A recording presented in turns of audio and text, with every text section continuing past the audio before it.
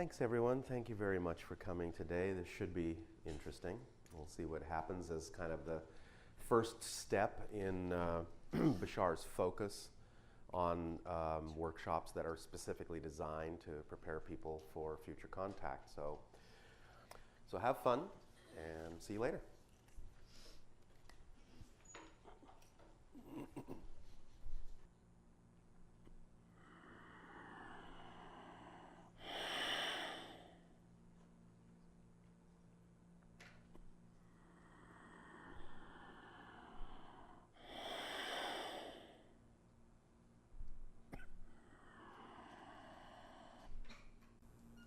Oh, let us say good day to you this day of your time. How are you all? All right, thank you. Let us begin this interaction with the understanding that this is a first step, officially, of creating a series of interactions, a series of transmissions that are specifically gauged and designed to shift your energy, shift your frequency, shift your vibration, making your world collectively and you individually more open for contact between yourselves and other civilizations. As there is a schedule and or agenda, so to speak, that is playing out with regard to when and where such contacts will most likely occur. These interactions and exercises will take into account your own timing personally, your timing collectively, and our ability to interact with you as well as other beings on other levels.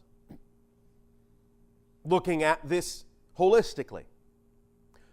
One of the things we will be discussing will have to do with your ability to more and more incorporate a holographic point of view, a multiple probable reality point of view, to become more sensitized, more able to sense aspects of holographic and parallel reality frameworks, which will aid and assist you in being more capable of perceiving beings that naturally exist in other planes, other vibrations, other frequencies, parallel realities, which will help you guide yourself into the appropriate vibrational state for contact.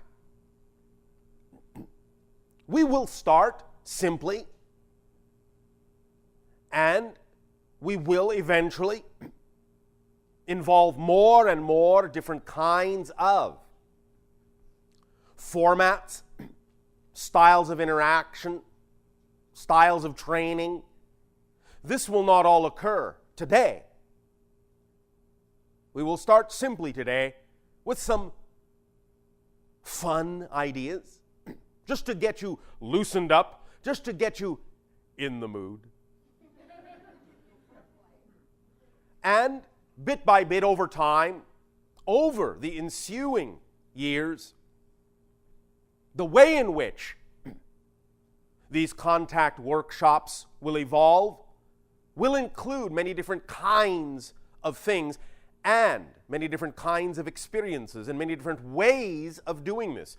Some of them will involve playing out, literally playing out, a simulation of contact through the creation of environments that are conducive to such contacts and such interactions. And many other kinds of things will be brought to bear and brought in as tools to make the idea of contact seem more and more tangible, more and more real, more and more visceral, more and more immediate, until such time as bit by bit you are fine-tuned and you become used to the idea, and it becomes second nature to you to experience interactions more and more physically, both on a personal and on a broad scale level. One of the things, of course, we recently spoke about has to do with establishing in your societal system, in your legal system, the idea of a coordinated protocol for contact, so that you are all, as you say, on the same page with the idea of how it is you would interact with all of us once contact becomes open and known to the general public on your planet. So, your involvement in whatever way excites you to make that a tangible reality in your society will also be part and parcel of your education, your training, your exercise, your acclimatization toward the concept of contact as a natural thing, as the next step, one of them anyway, in your evolution, in becoming a member of a galactic society. To some degree, many of you have heard of the concept that your planet has been, in effect, quarantined for some time, and this is so. We have had, for quite some time, a off-limits policy of direct interaction with your world and any world that is developing itself in certain ways until such time as we believe they are ready for more and more and more awareness of our existence, and thus more and more contact in a variety of forms.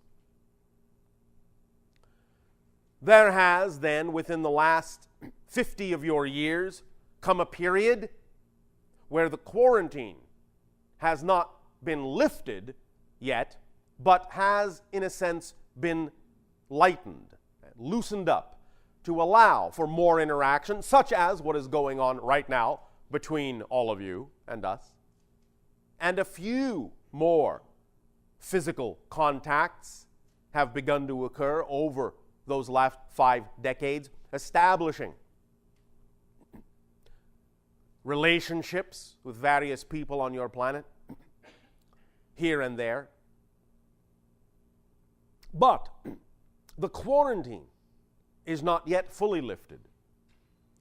And thus then there is still somewhat of a distance, a hands-off policy, but it is becoming more and more up to you, more and more in your hands, to determine what will occur once that quarantine is fully lifted, in terms of the rate at which you will allow contact to occur. For in that sense, it is really your world, and as we assist you in becoming better prepared for all the things that will occur with such a contact, then you will make the determination on your own, individually and collectively, by working together and sharing information as to exactly how, when, and where you will believe it is comfortable for your world and the impact contact will have on your systems. You will decide how this will occur more and more. And we will, in that sense, follow your lead. For it is only by your invitation that we will interact with you. And when that invitation comes from the majority of your people, we will know that you are making a statement that you are truly ready. For we have done this with many different worlds, many different times, and we have come to understand the effect that contact for the first time openly has on different civilizations. And we also recognize that because of some of the unique situations on your planet, there may be a lot of acclimatization that will be necessary to integrate the experience of contact into your world, to allow the systems you have set up, the social systems, the legal systems, the economic systems, the religious systems, the political systems, the environmental systems, the technological systems, the business systems. All these things you have set up will change with contact. But it is best if done in a way where things can be shifted smoothly to the advantage of all. And this is why a little time is being taken to prepare you for these things. For once it occurs, there's no going back. And you have to be truly prepared for the kinds of changes and differences that will slowly filter into your society as you truly awaken to what it means to take your first steps towards becoming a member of a global civilization, and thus then beyond that, a galactic civilization.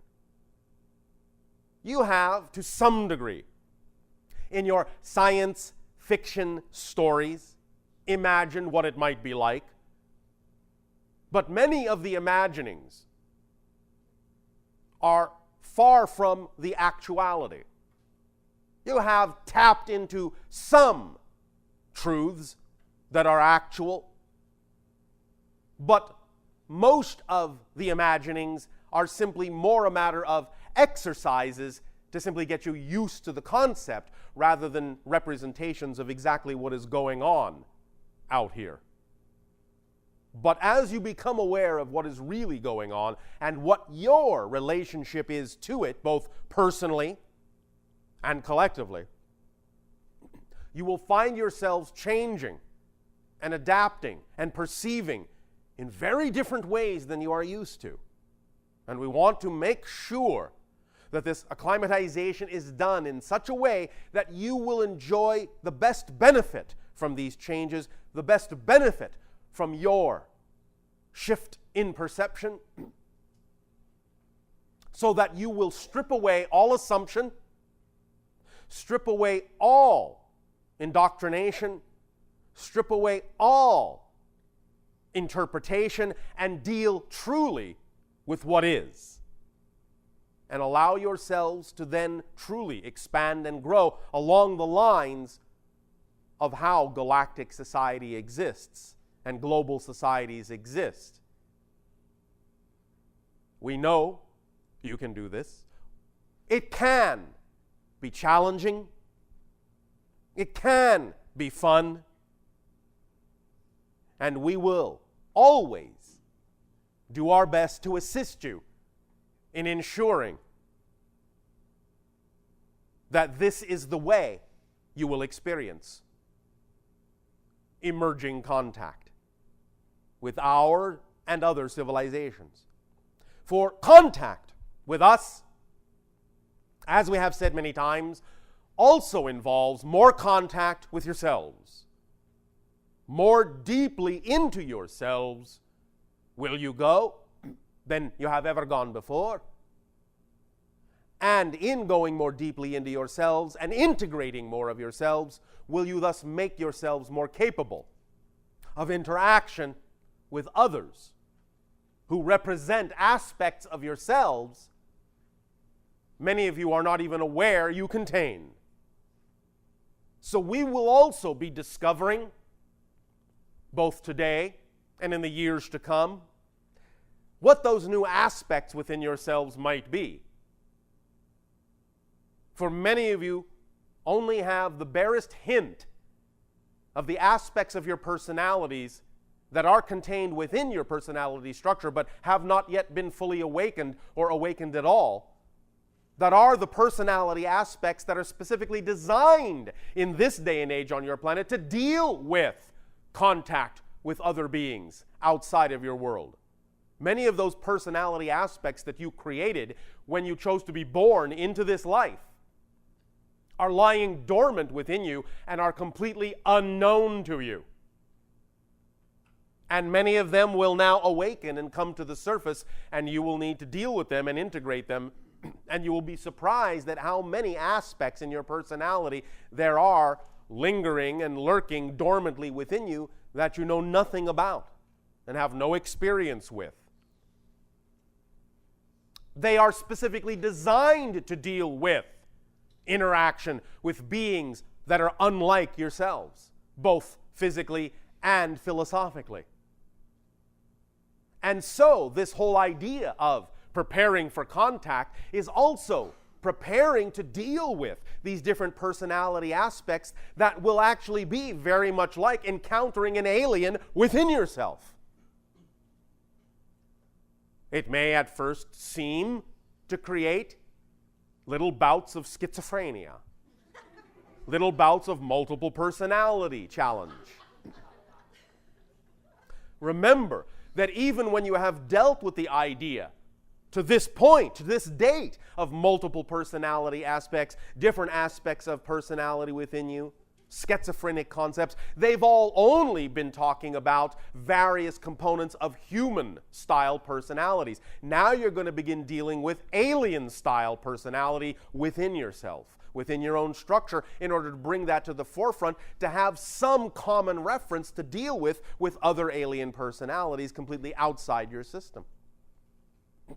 So you have an entire, shall we say, mini federation within yourselves that you have to come to terms with, that you have to relate to, that you have to, in that sense, make peace with and form agreements with before you can even really begin to form agreements with us and relationships with us. So that will also be part of the overall process. And it will take some time, but that's all right. It will be fun if you let it. It will be surprising. It will be enlightening. It will be unlike anything you have ever encountered before within yourselves. But we will guide you along the way.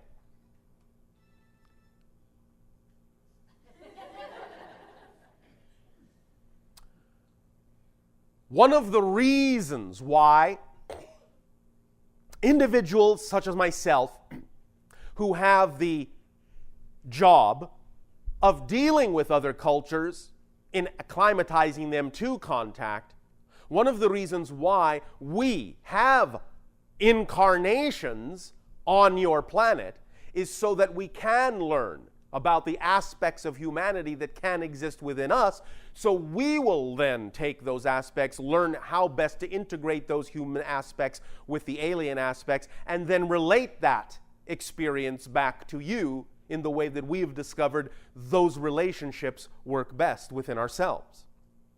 Thus, we create common ground with you. If we didn't have incarnations in your society, in order to draw upon those experiences, we would in fact be too alien to be able to relate to you and you to relate to us. Remember that what you have been experiencing of us through the channel is a modulated and altered expression of who I really am through the idea of a human filter. If you then eventually meet me directly or meet any member of my society directly, we will surprisingly seem a little bit more alien to you than you think, than you are used to dealing with us. Because the consciousness you are dealing with now in terms of this aspect of my personality is being filtered through the idea of human personality to the degree it needs to, so that you can make sense out of the vibration coming to you and relate to it somehow. Relating with us directly will seem very, very foreign and very alien to you, until such time as we get you used to the alien aspect within yourself. And then when you make a friend of that alien within yourself, you will be more capable of relating to the aliens that we are. You follow along? All right. This is also one reason why we have suggested very strongly that you also have as many encounters as possible with other species on your own planet, such as the dolphins. Because, again, they represent the idea of an alien culture that is very much unlike you, although you do share many common ideas by living on the same world. Nevertheless, they are different enough that interacting with them and what you learn by doing so gives you, shall we say, a leg up in dealing with the alien personality aspects within your own personality matrix. So anytime you are capable of interacting with other species, such as the dolphin, such as the apes, such as certain birds, even such as trees on your planet, it will give you an idea of exactly how to learn to be more flexible in drawing upon different aspects of your personality that have up to this point been relatively dormant, and give you an understanding of how to communicate in ways that are beyond or different than the idea of human communication. So all of that is very important. Now, beginning with today, we have designed a few little exercises that are very simple beginning exercises that you can just have some fun with. This is not a test, but it is in that sense something that will begin to give you a very basic idea and a very simplistic idea of where we may be heading in future interactions with regard to contact preparation. Now, we are not going to begin with these exercises right now, but you may take a moment just to look at the diagrams that you have been given, just so you will know that when we start to use them today, you will have a little bit more familiarity with what it is you are dealing with. In the first series of diagrams, which are composed of 7 circles, you will see that it comes in 3 basic configurations. One configuration represents the idea of what might be referred to as the basic stations on a ship, on a spaceship. The basic aspects of a spaceship that give you the ability to accomplish certain tasks in your journeys and adventures in that spaceship, in your explorations. The second level of that has more to do with the energies themselves of those abilities, the states of being that go along with those particular stations, those physical stations. And the third configuration has to do more with the quality of energy that is associated with someone who is drawn to those particular stations. We will explain how to utilize these diagrams a little bit later in this transmission, and it will evolve the idea of the first diagram that shows you how all these 7 circles are connected by a very specific geometric matrix. The second set of diagrams are a series of symbols. Now, this has nothing to do with our language. It is something that we simply created for you for this exercise. We will tell you what to do with this a little bit later as well. But when you play with this exercise, you will be given a nice little surprise at the end when you solve this particular puzzle. All right? All right. But before we get into all of this,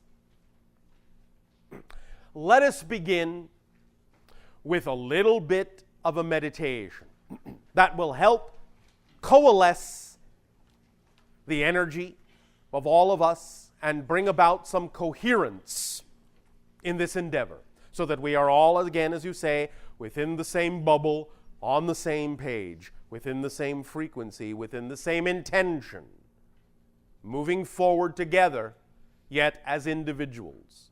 so that no one is left behind, so that no one gets ahead, so that we're all within a certain window of opportunity to be ourselves uniquely, but at the same time move together in concert with one another in our preparation for contact with one another. So become comfortable. Close your eyes if you wish. Take 3 deep breaths and let them out.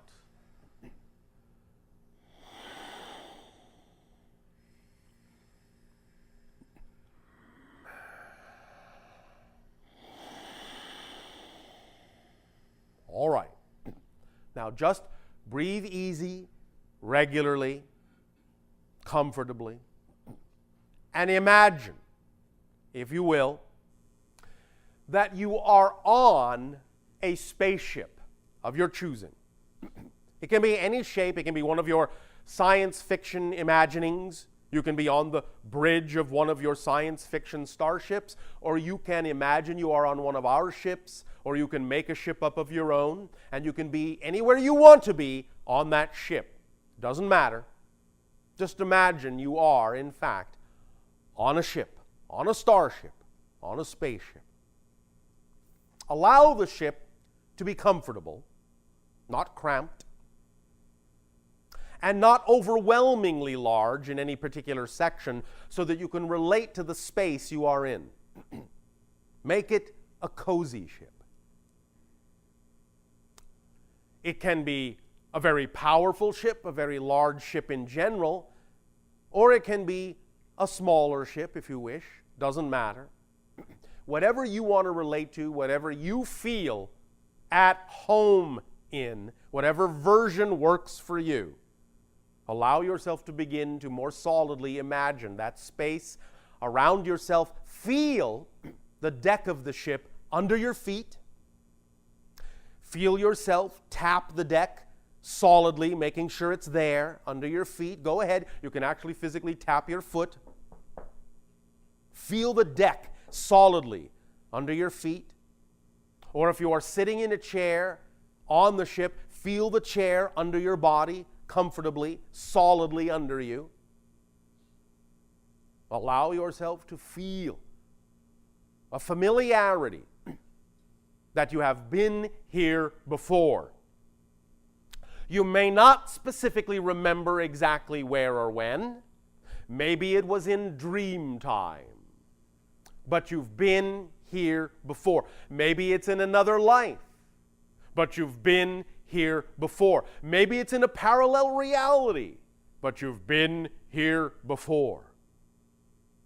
Maybe it's in what you call the future.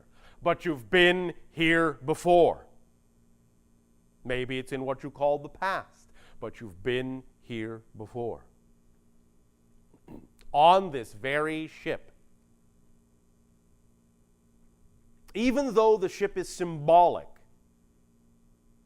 understand that even if you create a symbol to wrap yourself in, you are also simultaneously remembering being on a real ship.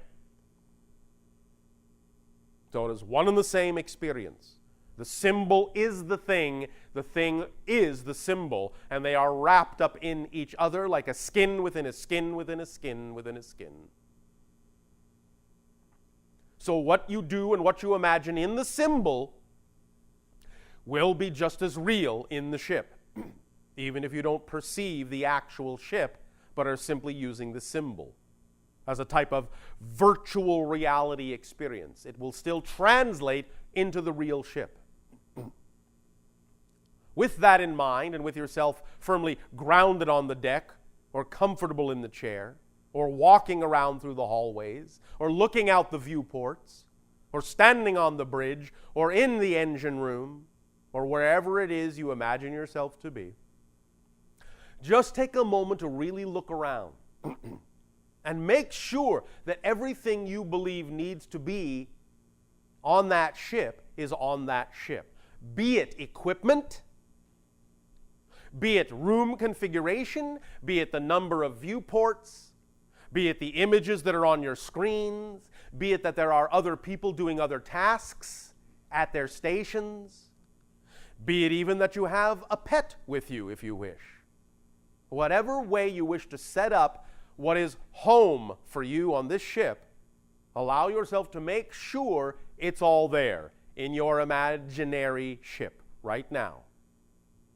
Take your time, feel it out, make sure it's exactly what you want it to be. Color, size, shape, and style. And it's all right even if it seems to be made out of stone or wood. It doesn't matter. You know that's a symbol, but you also know there's a real ship that's connected to that symbol. So it doesn't matter how you wish to interpret it at the moment. It's still the real ship.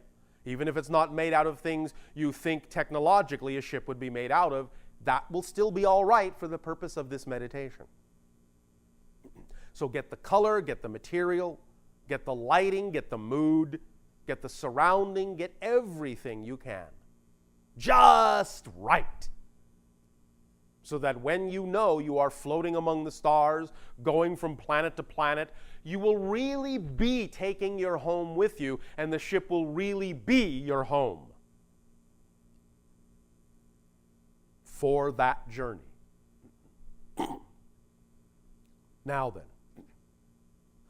allow yourself in whatever way you wish to do this, whether you're looking through a window, whether you're looking at a view screen, whether you just know it in your head holographically,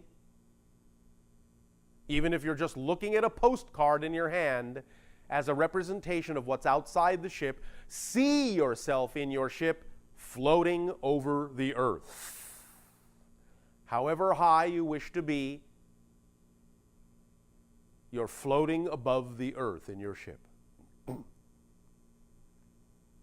Now, feel yourself give the order to rise into space and move farther away from the earth at whatever speed you wish.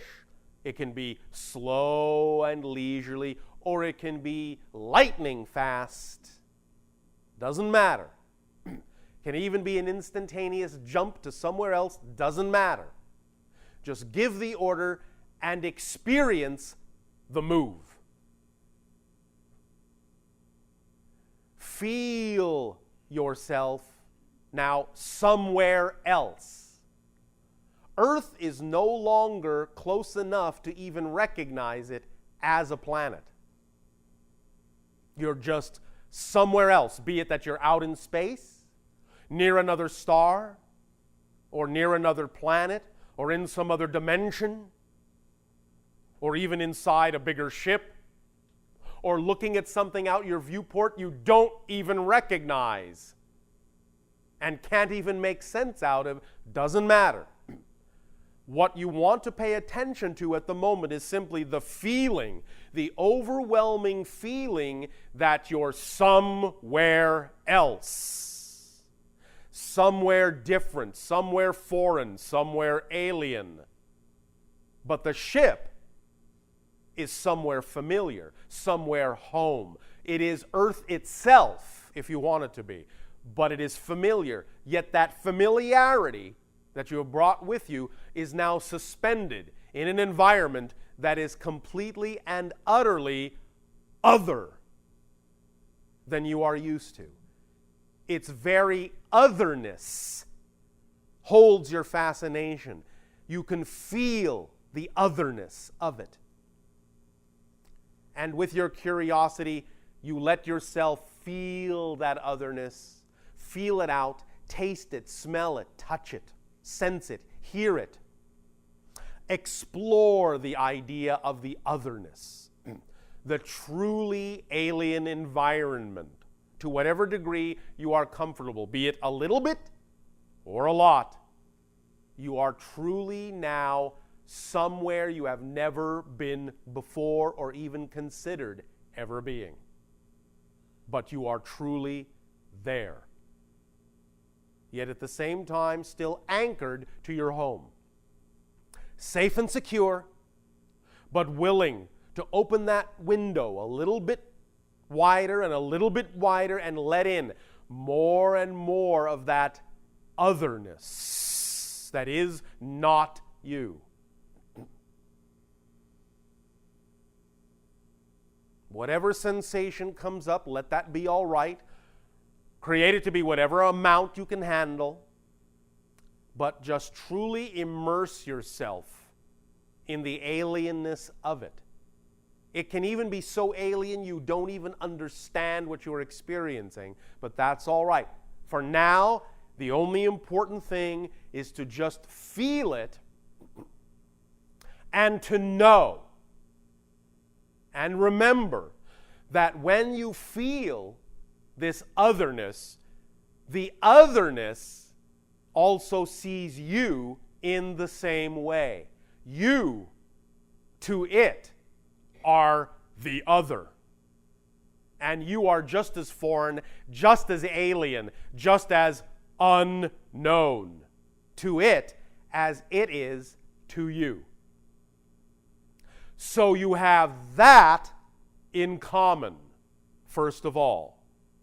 Your unknownness to each other is something you have in common, and therefore the unknownness that you share is the first thing you know about each other. So out of unknownness comes knowingness. And that's the first step of commonality, of common ground, is that you have no common ground. Let that become a foundation on which to build a future. Then, when you feel you have felt that for now enough, pull back within your ship, within your familiarity, within your home, and go back to Earth,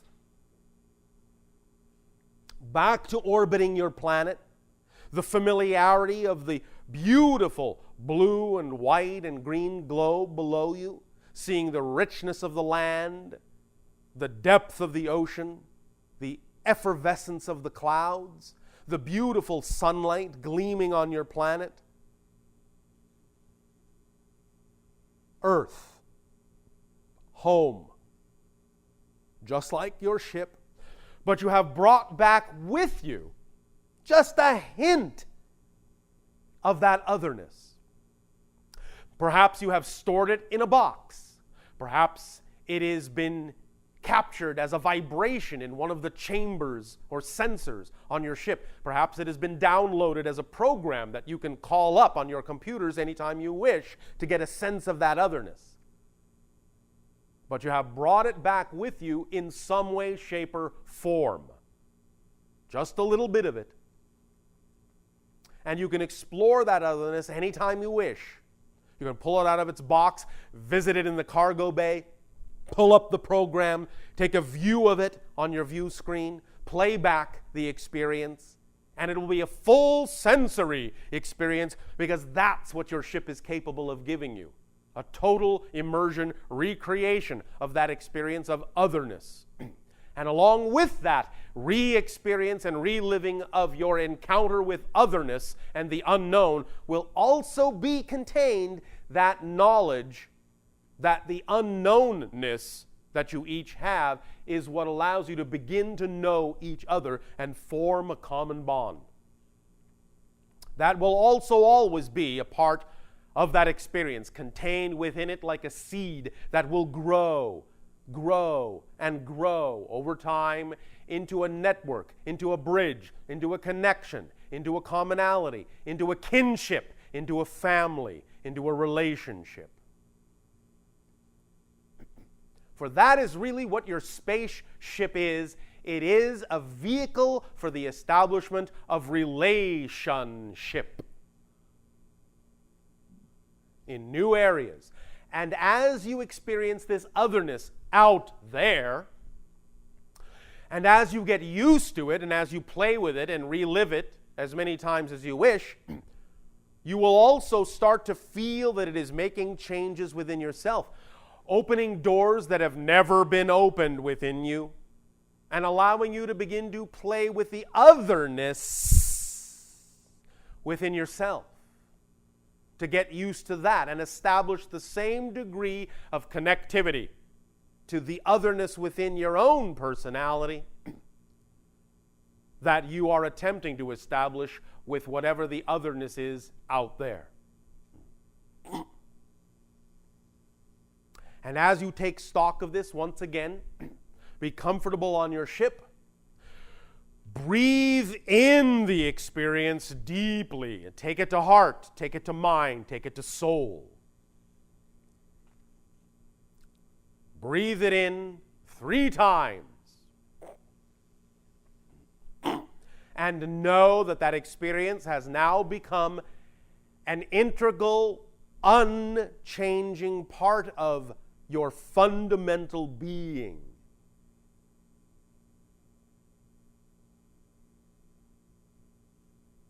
And allow yourself to just get used to being someone you have never been before. Ever. Now, stay on your ship, and with this knowledge and with this experience, with this feeling you now have of having accomplished this first encounter with otherness, this first encounter with a true unknown, hold on to that experience and cherish it and take it with you as you now walk through the rest of your ship. Looking into every hallway, every corridor, every room, every chamber. Take your time, enjoy the journey, enjoy the tour. Give yourself a tour of your ship, knowing that it is a good ship, a sound ship, a solid ship, capable of many such journeys, anytime you wish. And that when you use this ship to partake and undertake these journeys, you will in those moments be truly encountering true otherness, true unknown energy that you can integrate at your leisure, in your way, at your pace, in your style, and your level of comfort. And that will acclimatize you more and more, more and more, more and more each time to the idea of the unknown, and allow the unknown to become more known to you as you yourself express more of your unknownness to yourself and make it familiar and make it become part of who you are and who you have always known on some level yourself to be. And that will incorporate itself into the very matrix of the ship, and the ship may change to accommodate your new perspective of yourself as well. Let yourself be flexible in this. Take 3 more deep breaths.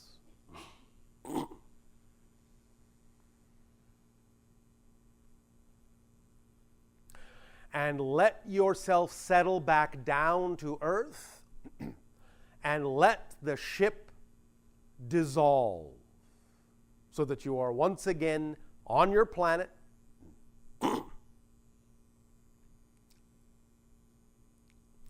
And then open your eyes. Be back in the room together and feel the sense of cohesiveness that we will all take with us on this journey of preparing for contact.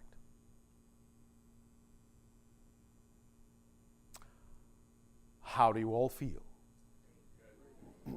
All right, welcome back from your journey. Now, let us together pick up the diagrams.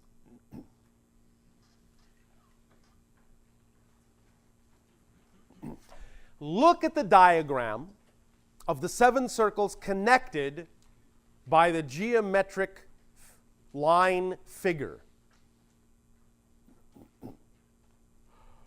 Are you all on the same page? Literally and metaphorically? All right. You see how this configuration connects all 7 circles. it goes from center to center to center to center to center. You understand? All right.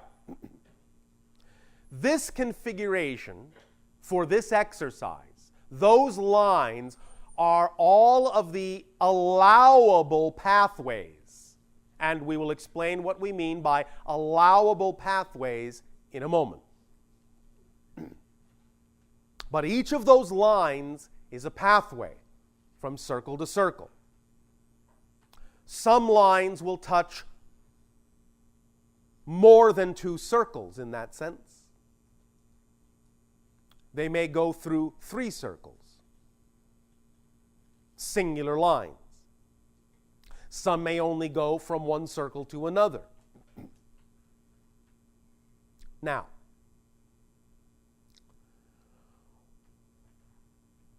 look at the diagram that contains the stations of the ship.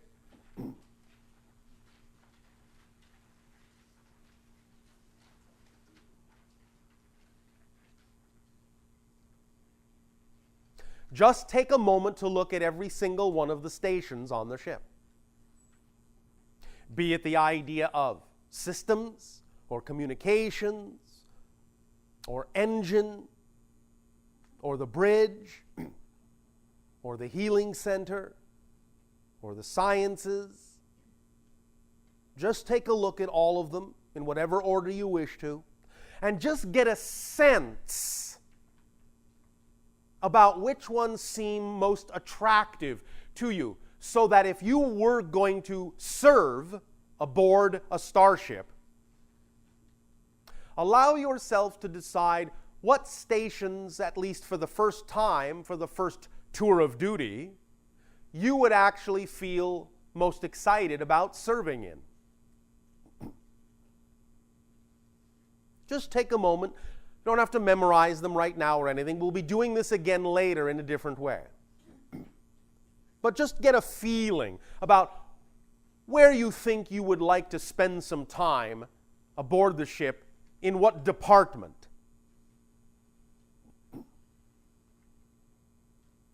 Take a moment. Just play with it. Just as important is deciding what areas of the ship you really aren't excited about spending that much time in. Doesn't mean you can't visit these rooms, but that's not really where you want to work on the ship.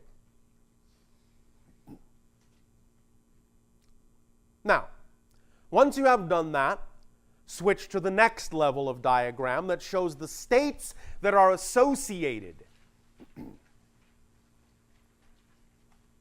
with these various stations.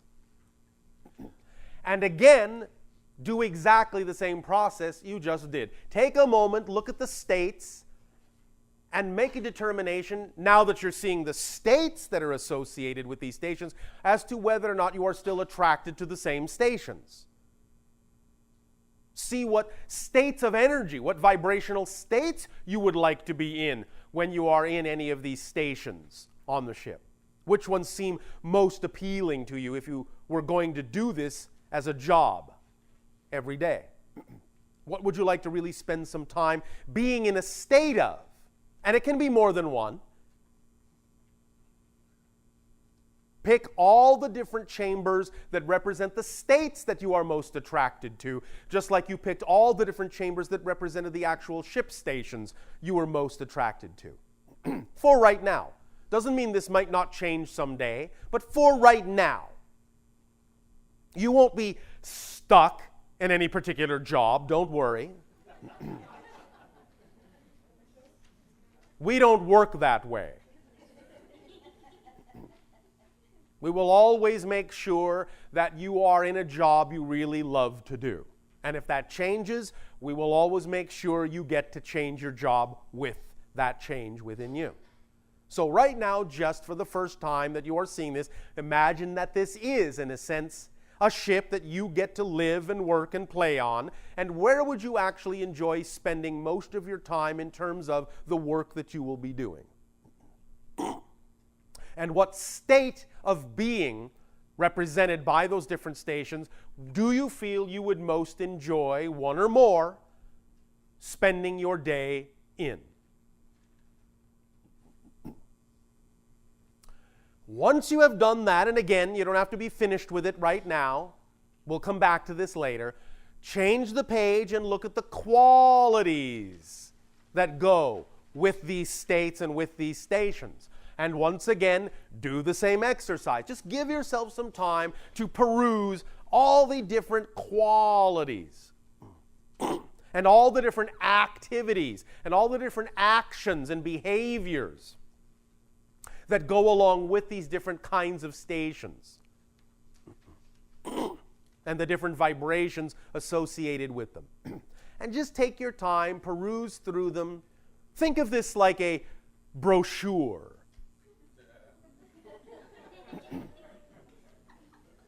For a cruise ship. And oh yes, I would like to spend some time in that deck and some time doing that activity, and oh, this seems particularly appealing. I would like to do that too. I'm going to put that on my itinerary.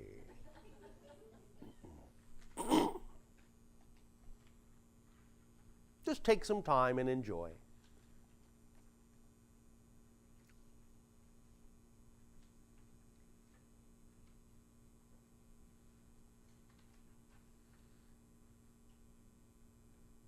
Now, again, you don't have to be finished. We will give you time later to delve more deeply into this. But we just want to set up how the exercise will generally evolve. When we come back to it later, you will be doing a very specific thing. And we would then, at that point, after what you call your lunch period, recommend that in order to complete this exercise, and also the other one we will be outlining, you will require a writing implement, a pen or pencil at that time. But for now, just get used to these qualities, used to these ideas. And if you change your mind later, that's fine. But we want to just set up some of the vibrations within you to prepare you for the exercise that will actually occur after your lunch period, at which time you will need a writing implement of some sort. Now, let's take a brief look at the second exercise, the first page of which is the page full of symbols. Just look at them for a moment. Just get a feel for the symbols. Just turn them around in your head. See how they feel to you. See how they taste. See how they smell. See how they sound. Go on if you want to sniff the page. That's all right. Want to stick your tongue on the page? That's okay too. Give them a taste. Put it up to your ear. See if something comes through. Just play with that full sheet of symbols for a moment. Hold it sideways, upside down, doesn't matter. Just play with it for a moment. Just absorb it. Just allow yourself to feel that the symbols are going through your eyes, through your optic nerve, and into your brain. Just soaking them up like a little sponge. See them floating around in your head. By the way, don't you find it fascinating that you can imagine a symbol in one part of the interior of your head and can actually imagine it moving around to different parts of the interior of your brain? Isn't that strange? Think about that. You all think of your brains as having such specialized areas, yet you can take the picture of one thing and actually imagine it moving around to different areas of your brain, and yet it's still the same symbol over and over again, no matter where in your brain it seems to be coming from. Isn't that fascinating? Just think about that. That's another part of the exercise. Just think about that and imagine that and see how mysterious that actually seems. It's as if your head was actually empty or homogeneous, instead of differentiated into different parts. Isn't that interesting? All right. Now, again, you don't have to be finished doing this. We will get into this later. Look at the last page of symbols, the ones that are separated by lines. Just give them a glance. That's all. Just notice the structure of the page. The symbols above, the blank space below. Just give them a cursory once over. Now, fold up all your diagrams, your pages, put them away. We will get back to these later, now that you have been, shall we say, properly prepped.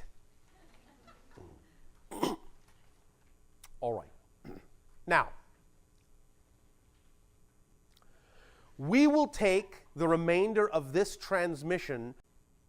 Would anyone like to interact with questions and answers on this topic at this time? Yes. Hi, Bashar. And a you good day. Speak up and make sure that all can hear. It's very interesting. I'm loving all of this and absorbing all of it as much as I can at the moment consciously. Yes. And when you talk about relating to species on our planet that will prepare us for meeting with different species off planet at Yes. a later date. Yes. We've had this discussion in the past, and it's something I'm still having a challenge processing. All right, and what is that? I have major arachnophobia. Major arachnophobia. Yes, I've been terrified of spiders since childhood. Yes. I've tried different modalities to get over this fear. Such as? Such as hypnosis. Yes. Such as trying to look at photographs of spiders and to learn more about them, to Yes. acclimate. Yes. And I am still absolutely terrified. All right, very good. Can you quantify the specific reason why they terrify you so much? What is it specifically about them that seems to cause the phobic reaction? Well, through my analysis over the years, there are two things that come to mind. Yes. One of them is that when I was a child and I shared a room with my sister as a young child, she told me that spiders had eyes all over their head, and wherever I was, they were watching me. Ooh. So in my research as an adult to try to learn more about them, Yes. I discovered that, yes, indeed, they do have they have 8 eyes on Yes. the top of their head. Yes. So she was, in fact, telling me the truth. Oh, yes. And so this feeling, and I relate it to the abduction experience and Yes. the fact of the implants. It is and feeling- connected to that idea that you are being watched. The other aspect that I uncovered Yes. was that when I was a young child, I used to catch what we call daddy long legs. Yes. And I used to pull their legs off. Oh, all right.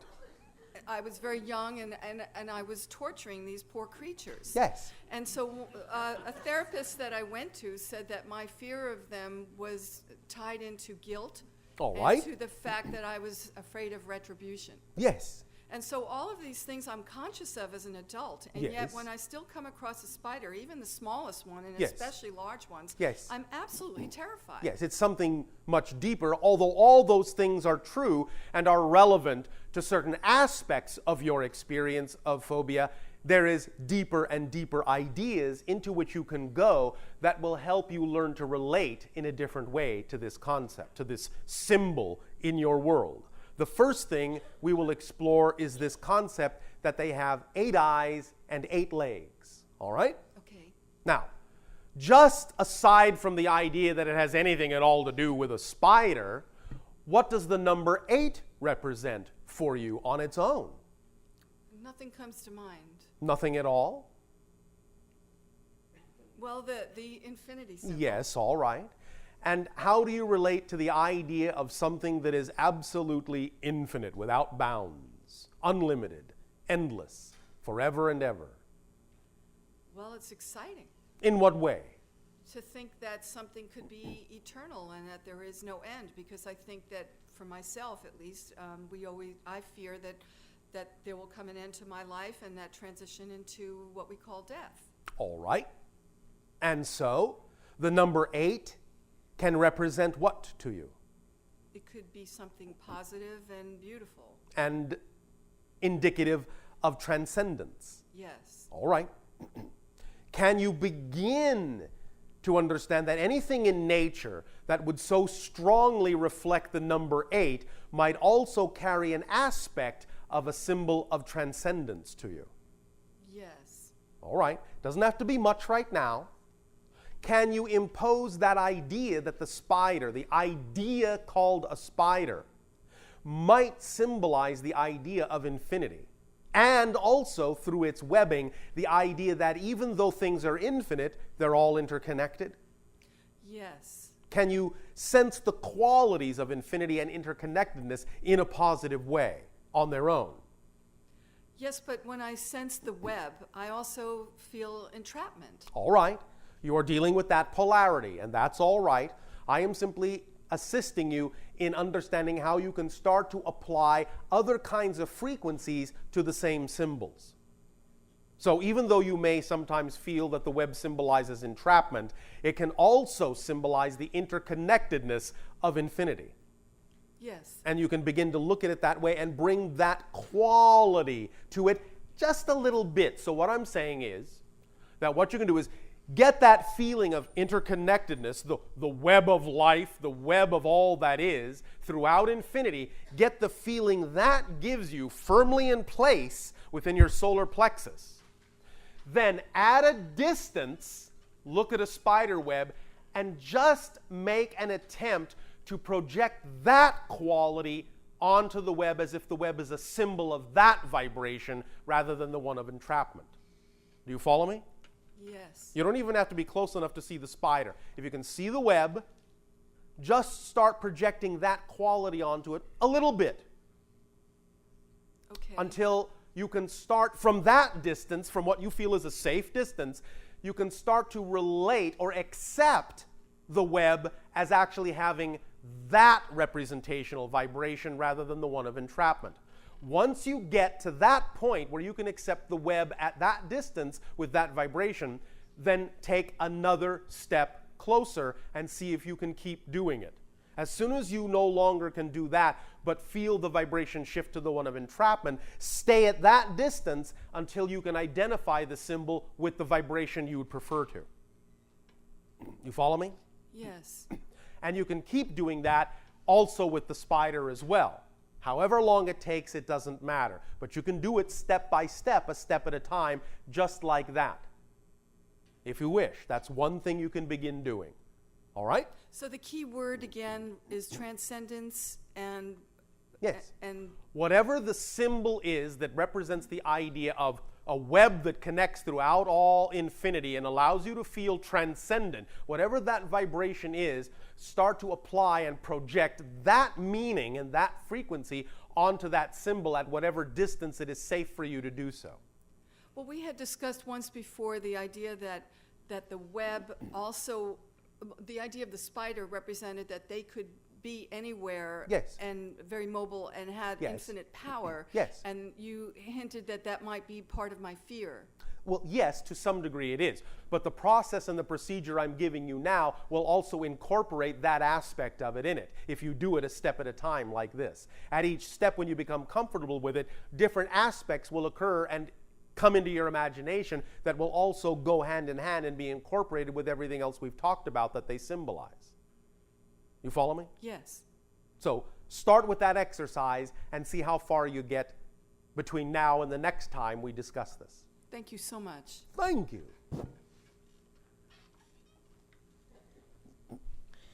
Good afternoon, Bashar. And to you, good day.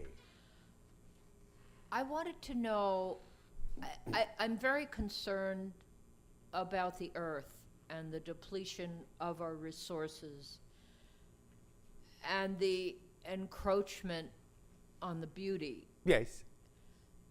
Is there a relationship between the contact and what is happening on the earth at this time? Of course. And thus then, when you all can gain within yourselves a better understanding of your relationship holistically to the earth and what behaviors and activities would be more representative of a holistic behavior and relationship with the earth, then bit by bit you will allow yourselves to recognize that there are other ways you can go about doing things that will not have the negative consequences upon the earth, and thus then that will also go a long way toward reflecting your readiness for changes and shifts in how you do things, and that will key directly into the idea of what we will also represent with regard to the kind of changes that can occur on your planet with regard to contact. Make sense? Yes, So the more you do individually to help bring about changes in the direction of what you believe would be more beneficial physically on your planet, the more it will also aid and assist in the acceleration of our ability to interact with you, since our planets are, in fact, in relationship with us in balance. I just hope that the Earth can survive. Of course it can. Remember that your Earth has been pounded by asteroids and all sorts of things. It's still around. You must understand that to some degree, the idea of what it is you have done to the Earth isn't really so much the idea of damaging the Earth permanently. It's damaging your ability to express what you want on the Earth. You understand? Yes, I do. So the idea is that if you destroyed yourselves on the Earth and scarred the Earth up, well, eventually the Earth will recover. But there may never be the human experience on the Earth ever again in the same way. Mm-hmm. You follow me? Yes, I do. So, does that help you? Yes, it does. Thank you. Thank you. Hello, Bashar. And you good day. I have two questions. The first one is about an incident about a week ago. I'm not quite sure what the contact was, so I'll give a quick description. All right. It was about, maybe less than 2 minutes long. Yes. I was lying in bed during the day, and I felt some consciousness, asked me if I would like to review that what I was concerned about. All right. And frustrated about. Yes. And the level of consciousness that was contacted me, I could feel that it really, really understood Yes. what was going on. So I just started with a question, and then there was a direct answer, and I could hear the truth. And I would Yes. say what usually plagues me and takes me about a week or two to get through, all of a Yes. sudden was done in 2 minutes. Yes.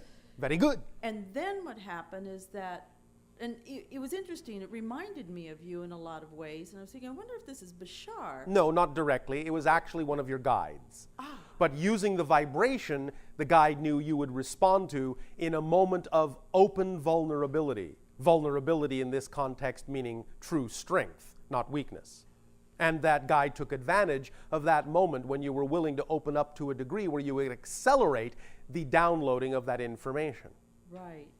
Well, what was pleasant at the end of that contact was a direct reference to, I know you enjoy this, and the television popped on. Yes. And it went, and then the channels flipped Yes. to a program I didn't know was on at that time, and it was one that I enjoy. I just had to laugh and go, yeah, it's like, this is really great. Yes. So, And this is how things can begin to manifest when you truly get in touch with more of yourself. okay. The second question is in regard to my mother, because I'm a caregiver 24/7 at this time, and there is a transition to the positive, and All right. so that I can, I'm going to step out of the house and start working full time and leave her with somebody 4 hours a day, Monday through Friday. All right. Because of the dementia, it's slight, but it's still there. Yes. I do feel like my mother, the alien, she's out, I consciously cannot get her to interface with me. Yeah, she is And- becoming more and more familiar with another plane of existence. And therefore you can see how even the idea of becoming slightly more familiar with another plane of existence, even one that still allows the person to remain in physical reality for a while, can still be very, very foreign and very alienating. Yes. Yes, and to make her comfortable, to create an atmosphere that she feels supported in, I have been there for her. So I was pretty assured that I was keeping up a good environment for her. All right. Now the physical me is stepping away. Yes. And yet when I come home or in some way, I'm trying to figure out or be open to how can I make sure there's a grounded contact or an anchoring, or maybe this is just about Just having- through unconditional love. Okay. And doing the best you can to be of assistance. Yeah. That's really all you can do, and let your inspiration and imagination guide you. Just make sure that if the unconditional love is there, you will know that synchronistically what you need to know, you will know when you need to know it. And you will be able to do what needs to be done. It's interesting that you say that, because the first thing that came up was an idea that came through to me to create healthy packages of food for in-home people. Oh, what a coincidence. And because I've been kind of knocking around trying to figure out, what am I going to do here? I'm sitting here, Well, there you go. And Your inspiration and imagination is working for you. Yeah. All you need to do is follow through. Yeah. It's a good idea, and I think I am going to work on that. In fact, all of you can just remember that really as a catchphrase that will have the most profound impact in your life. All you really need to do is follow through. Most of you are capable of allowing your inspiration and imagination to give you all sorts of wonderful ideas. All you need to do is follow through. All right? I can do that. Thank you. Thank you. Good morning, Bashar. And to you, good day. My question is this: in connection with our acclimatizing, in preparation for acclimatizing, for making contact with aliens, what in connection with that, our having to acclimatize ourselves to other species on Earth? Yes. Would you please tell me or us something about the origins, nature, and destiny of trees? All right. Well, in that sense, what do you mean by origins? I don't know what I mean by that. Let's say nature and destiny. All right. First of all, you have kind of a head start in dealing with the idea of interacting with aliens on your planet by understanding that to some degree, at this point in the creation of many local aspects of the galaxy, life begins on various planets as a result, in many cases, of what is called panspermia. Are you familiar with this? No. Panspermia basically means that the beginnings of life, the seeds of physical life, the DNA genetic material that creates life on any given planet is often brought from planet to planet on different bodily forms, such as comets and asteroids. So many of the life forms that actually exist on your planet did in fact actually originate elsewhere to begin with, and simply adapted to the environment on Earth when the initial seeds, so to speak, were brought to the planet through asteroidal and cometary impact. You follow me? Yes.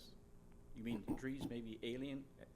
Literally? Almost every life form on Earth has its beginning in terms of its original structured material on another planet.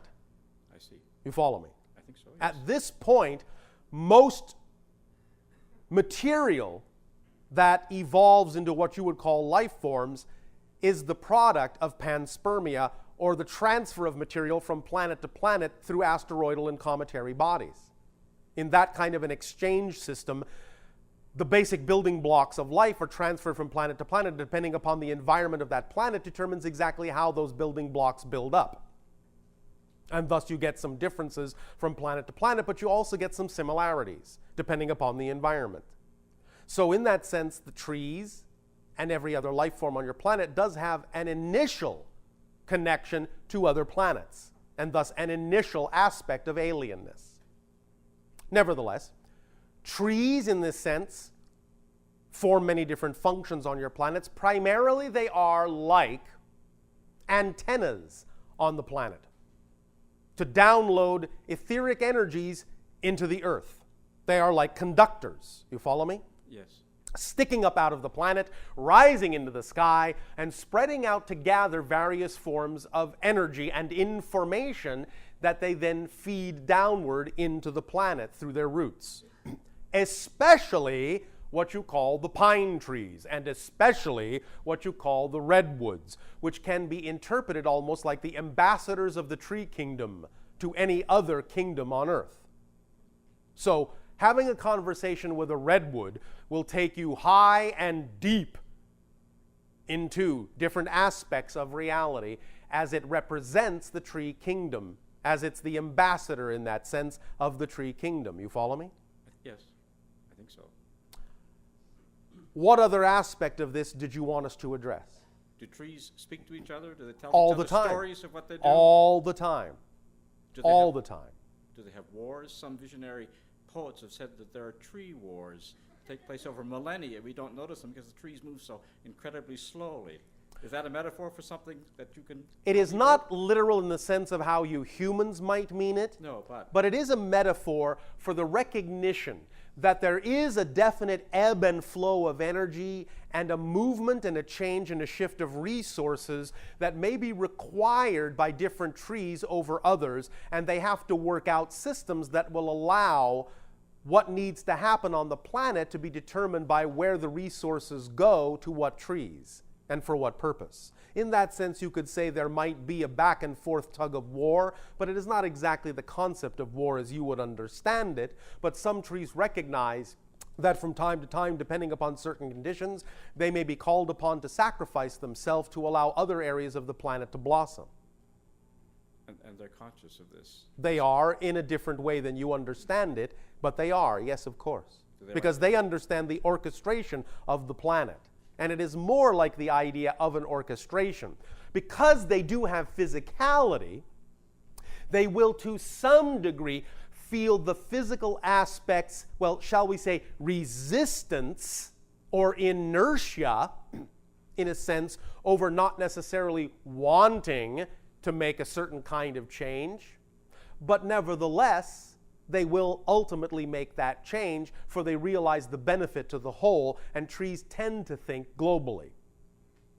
Nevertheless, they will still feel some of the inertia physically that requires them to make that change, and I suppose that kind of inertia or that awareness of that kind of resistance could be considered the idea of a struggle, but it again is nothing like what you humans experience as the nature of warfare and struggle and strife. I understand. I'm just fishing around for some way of understanding this. Yes, I know.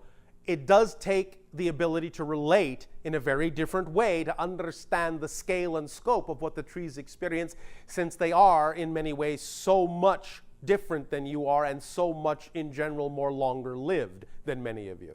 Would it be greatly to our benefit to try to communicate with them more than... Oh, absolutely.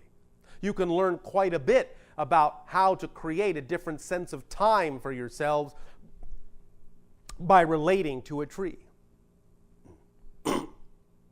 And in fact, you can actually use a relationship with a tree to connect into the idea of the past and future in a very different way than you normally do when you think of it just in human terms. So, even though we understand it is the subject of a joke and derision sometimes on your planet, actually hugging a tree will actually have a great deal of benefit in terms of being able to learn to identify with its resonance pattern. I see. Let it rub off on you in that sense. Do you follow? Yes, I believe I do. Now, also recognize that because they perform the opposite biological function to sustain you, that is, in that sense, they take in what you breathe out and breathe out what you take in, that symbiotic relationship between you already establishes a very powerful link for communication lines between you as well. And if you will establish more consciousness on your own with regard to these communication lines through meditative breathing in and among trees, you will find that that deep meditative breathing of giving out the carbon dioxide they need and them giving out the oxygen you need will actually transfer information to you, and you will become more aware of it if you get in touch with that level of symbiosis that exists between you. You follow me? I believe so. So that's a very good way to learn how to communicate with a totally different species, is do it through breath with the trees. For the molecules of carbon dioxide and the molecules of oxygen actually carry resonance information. And when you can learn to speak that language, you will actually be able to interpret that language along the lines of other senses, and you actually may literally begin to hear the trees talking to you in your own understandable language in your head by speaking their language first, which is through the idea of electromagnetic patterns and the idea of the disbursement of oxygen and carbon dioxide, which actually carries resonant information. All right? Thank you very, very much. Thank you. Thank you. Hello, Bashar. And a you good day. I was up in the Big Sur area, Julia Pfeiffer State Beach, and there's a river there, and I was surrounded by pine trees a few years ago. And Yes. I got into a internal channeling conversation with the trees there. That's the first Yes. time that had occurred with me. Yes. And I was just so overtaken by the love and the beauty that they were providing there. And so I just expressed in this conversation with them my joy and appreciation and love for the trees, for them. Yes. Thank you. And they responded by saying how much they loved and appreciated me and human beings. Yes. Which was a great revelation. Whenever I'm Oh, walking yes. through forest, appreciating nature, and I begin to realize that nature is actually there Yes. appreciating me. And very importantly, listen to the way that phrase actually comes out in your language with regard to interpretation. You are appreciating each other. Think of it in monetary terms. You are, by interacting, appreciating each other, which means you are concurrently uplifting each other's value. Yes. You follow? Yes, certainly.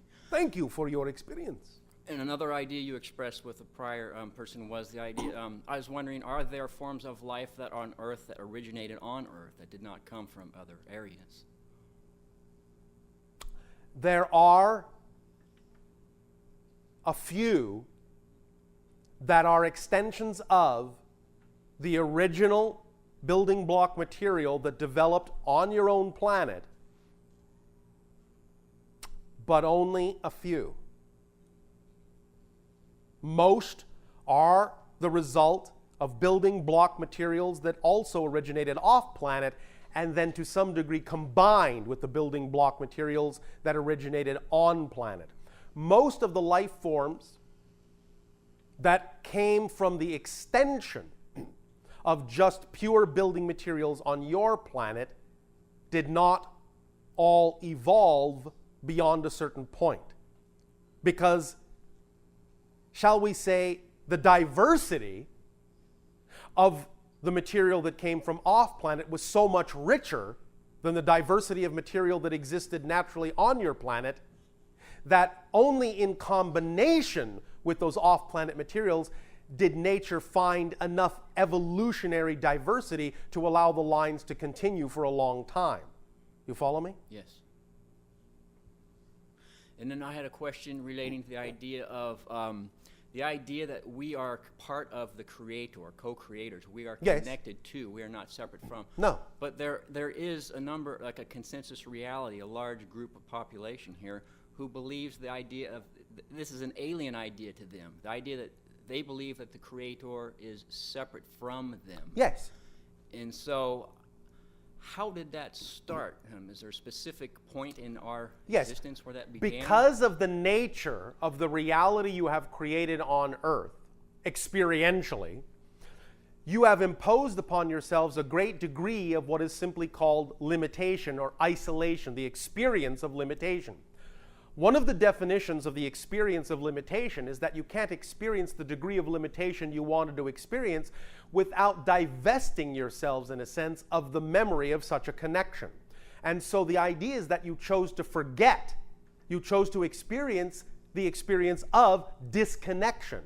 And in experiencing the experience of disconnection and forgetting, therefore, that you are connected, then because that is a self-reinforcing experience, it takes a while to reconnect to the idea that you are connected, having come through the experience of disconnection. You're never really disconnected, of course. You cannot be. But the experience, having the experience of disconnection, came from the degree of limitation that goes part and parcel with what is simply called the overall time-space dimension experience on Earth. It's one of the definitions of the way Earth humanity chose to experience itself, through a great degree of self-imposed limitation. So that's simply one of the side effects that goes with it, is forgetting that you're connected so that you can have a fuller experience of limitation and disconnection. Okay, so the idea that religion puts out really supports that, helping us to feel separate so we can have this more physical limitation experience. And now that you have, in a sense, had just about every experience you can have of separation and limitation, you are now running out of those experiences and again reawakening and remembering that you in fact are always connected, even when you're having an experience of disconnection. Do you perceive in our near future, as you read our energies now, that we will, in the near future, the consensus of the population will begin to accept the idea that we are not separate from the Creator? Well, near is a relative term. However, we find that as we read the collective energy, somewhere between the year of 2033 and 2000, shall we say, 150, you will find that in there will be a high degree of acceleration in this notion, so that by the year 2150, it will be unlikely that anyone on your planet will feel any sense of disconnection from the infinite. And are there specific one or two main mechanisms that we will utilize to help bring about that remembrance of that connection? Not really. There will be a variety of mechanisms, as befits the variety of belief systems that exist on your planet, but in terms of, shall we say, for the purpose of answering your question directly, whittling it down to general categories, you will find it will have to do with the fact that it is simply the time and place for this to happen, that you are reaching a critical mass, and that will actually awaken within most people who wish to stick around through the transition the idea that there simply is no other way they can think. The energy of the collective and the critical mass will be such that it will impose upon the collective population no ability to think any other way than to see themselves as connected. So in that sense, you will use the mechanism of critical mass threshold to induce yourselves to see things in a different way. I understand. Thank you. Much love. And to you as well. What is the time frame now remaining for this segment of the transmission? About 15 minutes. All right. Hi, Bashar. And to you, good day. I have a question about the meditation, and Yes. I Question about the meditation. yeah, The spaceship meditation. exactly. All right. And I had this experience of meeting another part of me, All right. Very good. And it was one that when I spoke with you last April, you had mentioned to me that I have a connection to the Essasanis. Yes. And so I interacted with this. All right. And how did that go? Well, it was just this incredible experience of this being of immense love. I Yes. mean, it wasn't very alien. It was just. That's I because was you just connected to the thing that is common to every being. Oh. Its connection to the unconditional love of all that is. That is one of the things every being in every dimension, everywhere, and every when does in fact have in common, and it will be the device that is most used to form a common bond, is getting in touch with the unconditional love of all that is, and feeling that for yourself, and thus feeling it for others and from them. You follow me? I do. Thank you. So it was a very good place to start, and you instinctively knew what to do. Yeah. Thank you. I don't feel like I have a tremendous amount of imagination, so when we were going around the ship, like I didn't really. It was very helpful when you said if you have pets. So I had my 2 cats with me, All right. and one of them is really old, and she throws up a lot, so she immediately got off my lap, went on the floor, and threw up. Oh, all right. So I guess wanted that- to break the ship in, Exactly. make it feel lived in, Exactly. make you feel at home. I mean, I did laugh, but then I realized it was kind of like a connection. Yes, You know, for that reason, it was. yes. Um, Very good. Cats are very good transitional beings. Carrying on conversations with them, learning how to see through their eyes, will make it much easier for you to understand how to see in other dimensions. oh, Because they see in other dimensions all the time. okay. That's helpful. Yes. And by the way, saying that you don't have a very good imagination just after explaining that you just had a long conversation with an alien aspect of yourself on a spaceship doesn't really wash.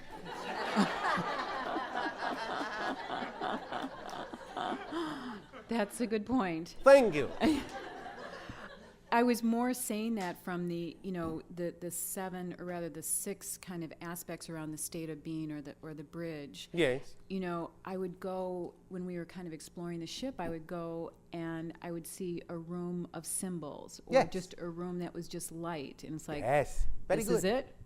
You know, That's all right. okay.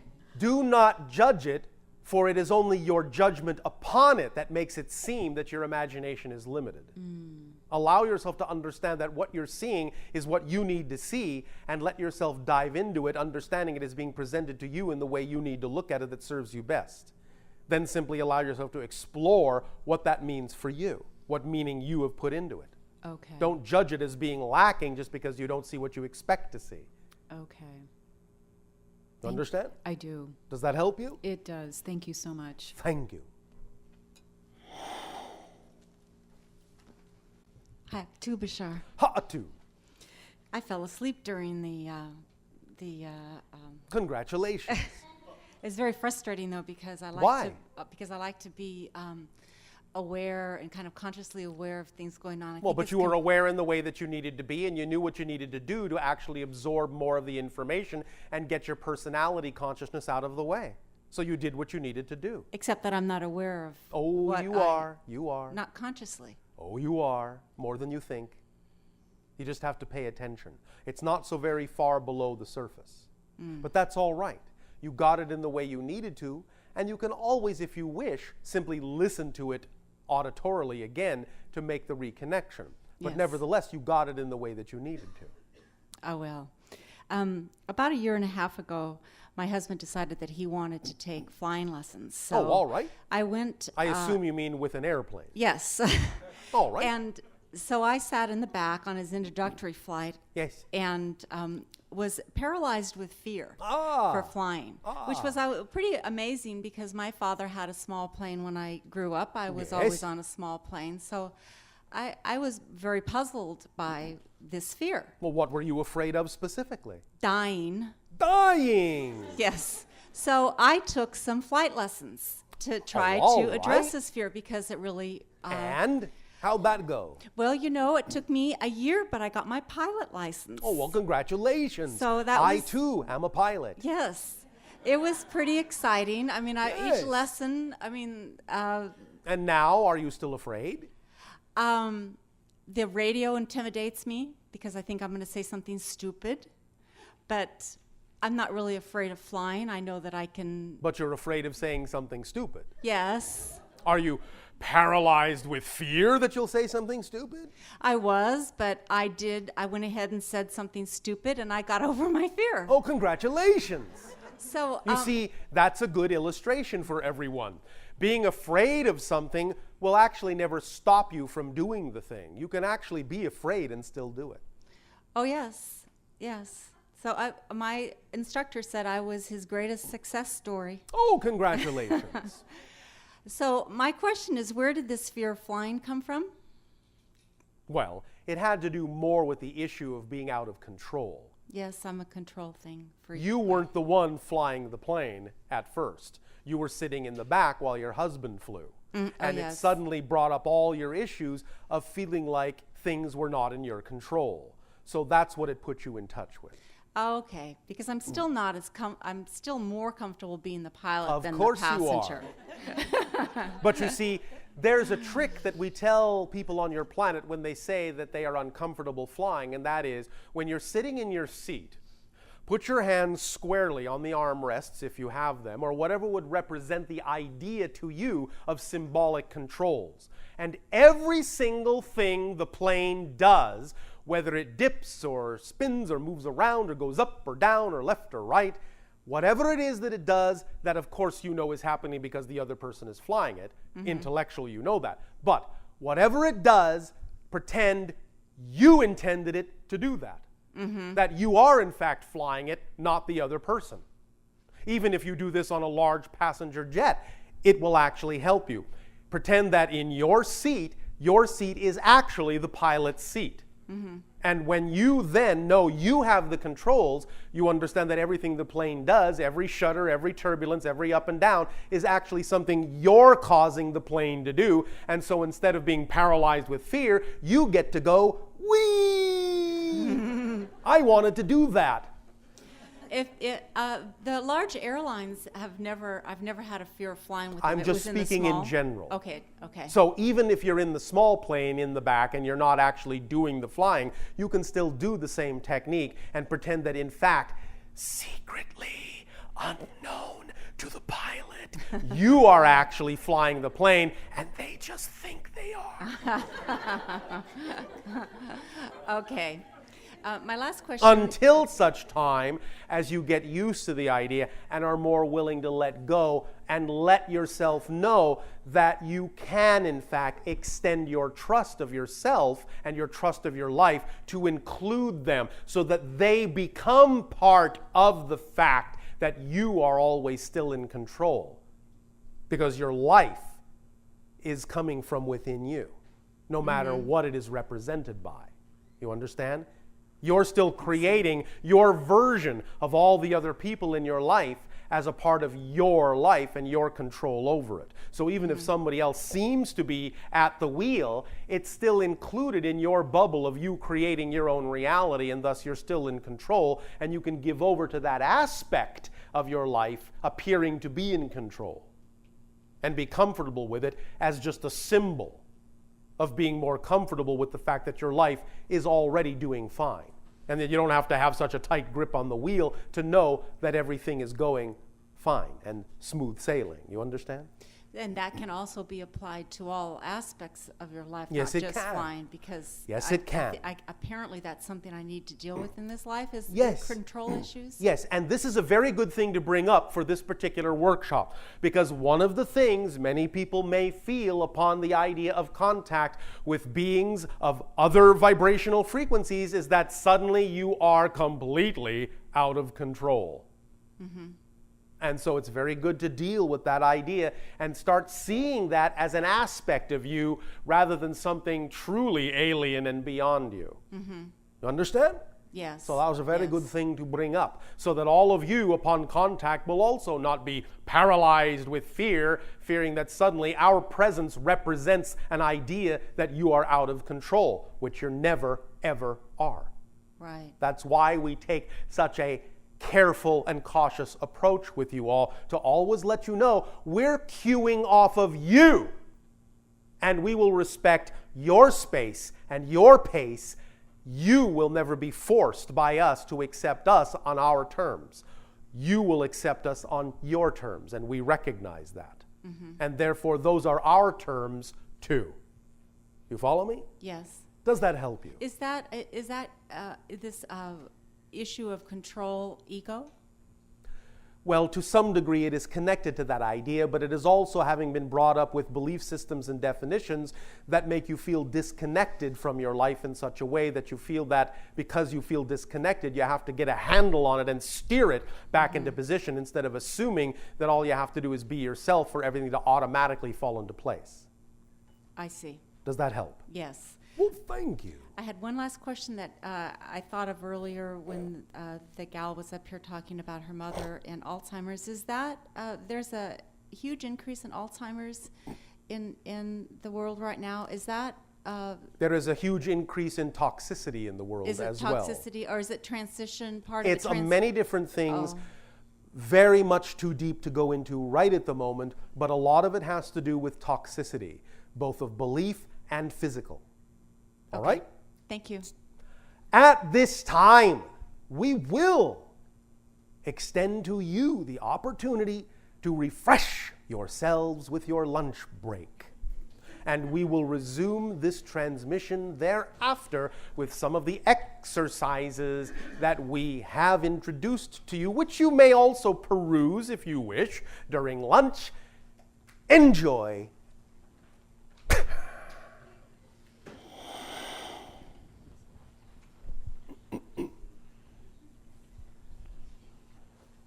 How's it going? Or I'll say, let us continue with this transmission. Did you all enjoy your lunch break? All right. Now, did any of you play with the symbols on your sheets during lunch? All right, didn't have to. But for those that did you get as far as understanding what the symbols say? And if you did, keep it to yourself. Let others figure it out on their own. That's the point. But for now, let us begin with the other part, the other symbols, the circles. Take out your writing implements.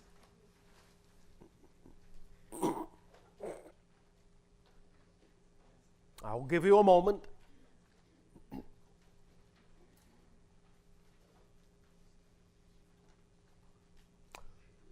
Anyone not have a writing implement yet? You all have writing implements? All right. Anyone not ready? All right. Now, notice once again the 7 circles with the geometric line formation connecting them. Now, what you're going to do is this. You're going to pick from between 3 to 5 circles on the station chart. The ones that you feel right now you are most attracted to. It can be 2 circles if you really wish. But in this sense, it can also be 3 to 5 for what might be considered best results. You are going to connect those 3 to 5 circles in the following way.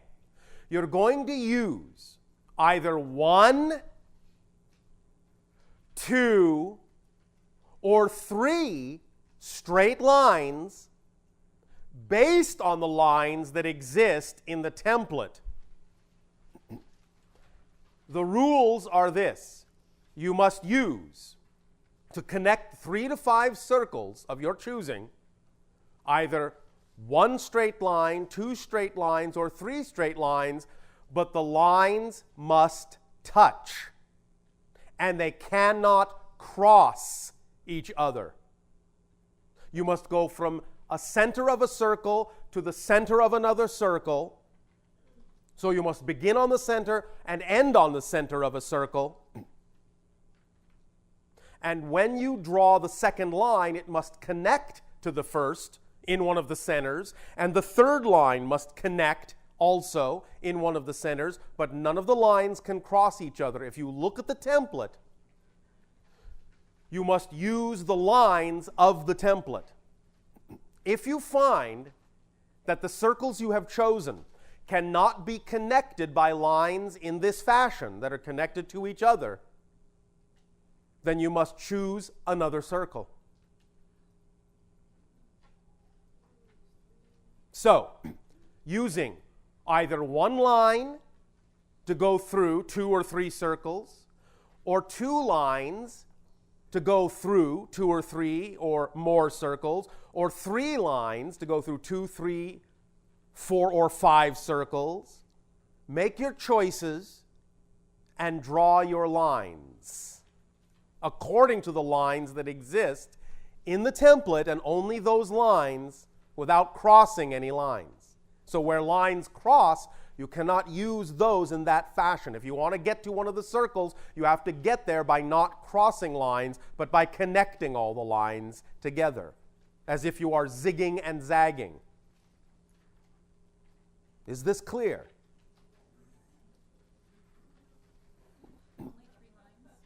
The maximum number of lines you can use is 3. With 3 lines, you are able to connect up to 5 circles, max, in this particular demonstration. Whether you can connect physically more or not is not the issue. You are allowed to connect from 2 to 5 circles using 1 to 3 lines that cannot cross, but must touch in the center of some circle.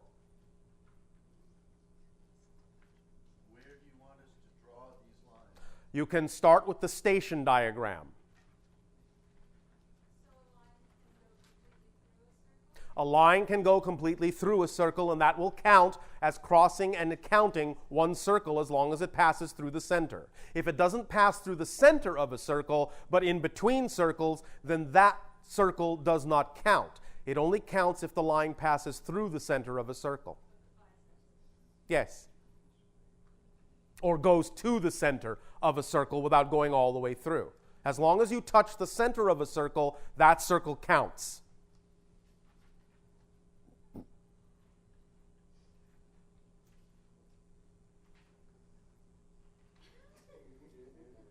Are you having fun? All right.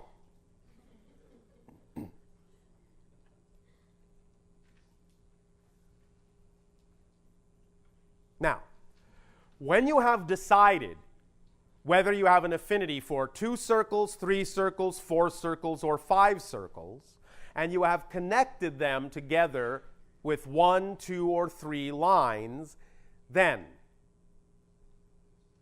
from that point forward, you can start to examine the nature of the states and qualities that go along with the stations you have connected that you find yourself attracted to. So if you wish, once you have created your line configuration and connections, you can transfer that same thing to the diagram of the states and the diagram of the qualities, if you wish, just to make it clearer for yourself what kinds of things you are connecting together. And once you see what those connections are, then you can understand that it is those particular states and qualities you will be working with in terms of amplifying them to attract yourself vibrationally to encounters and contacts that will also reflect those particular qualities and situations and stations and states. So right now what you're doing is you're setting up the primary vibration of contact for you specifically as an individual, so that in a sense it will be like a signature vibration that can be recognized by those who will be in contact with you, and will be the vibration that is assisted in you to be amplified. It'll be your calling card in a sense. And those that deal with those vibrations, those stations, those states, those qualities will be the ones who will then be most likely to be ones you'll be attracting into contact with you.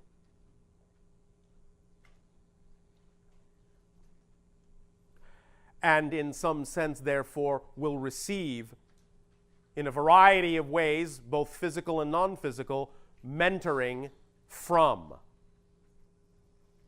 the beings that occupy these frequencies.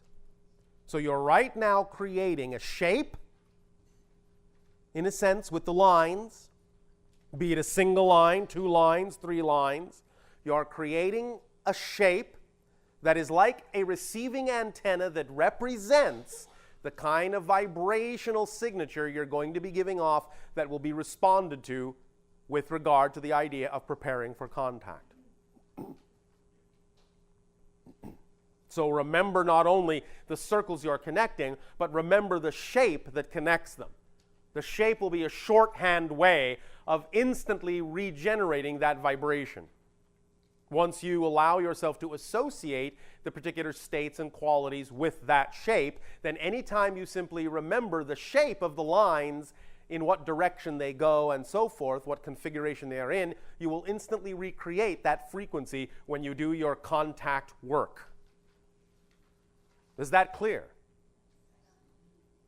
All right. Is anyone still working on creating this? Or have you all finished? Anyone who is not finished? Is anyone not finished? All right, very good. Now take a moment to look at the qualities that your line is connecting you to, and start to understand how they relate to one another, how they can support one another, amplify, complement one another. And this will be, in a sense, a diagram for you to continue to study until you are very familiar with all the different ways in which these qualities will interact with every other quality in your particular diagram configuration, and until you begin to really strongly associate these qualities and the feelings that go with them with the shape and direction that your line has taken, your glyph, shall we call it, has taken. That glyph will be like an insignia of your vibration. And the more you associate those qualities, states, and stations with your particular insignia, so that every time you then imagine just the insignia, the quality and the vibration and the feeling comes up for you, then it will be truly strongly ingrained within you. You can use this in a meditative way if you wish. Up to you and your imagination as to how you wish to learn to let this sink in until it is, in your terms, second nature. Until your glyph is the vibration, until the vibration is the glyph. Is that clear? Is there anyone to whom it is not clear? All right. Now then, you may turn to the idea of the other symbols.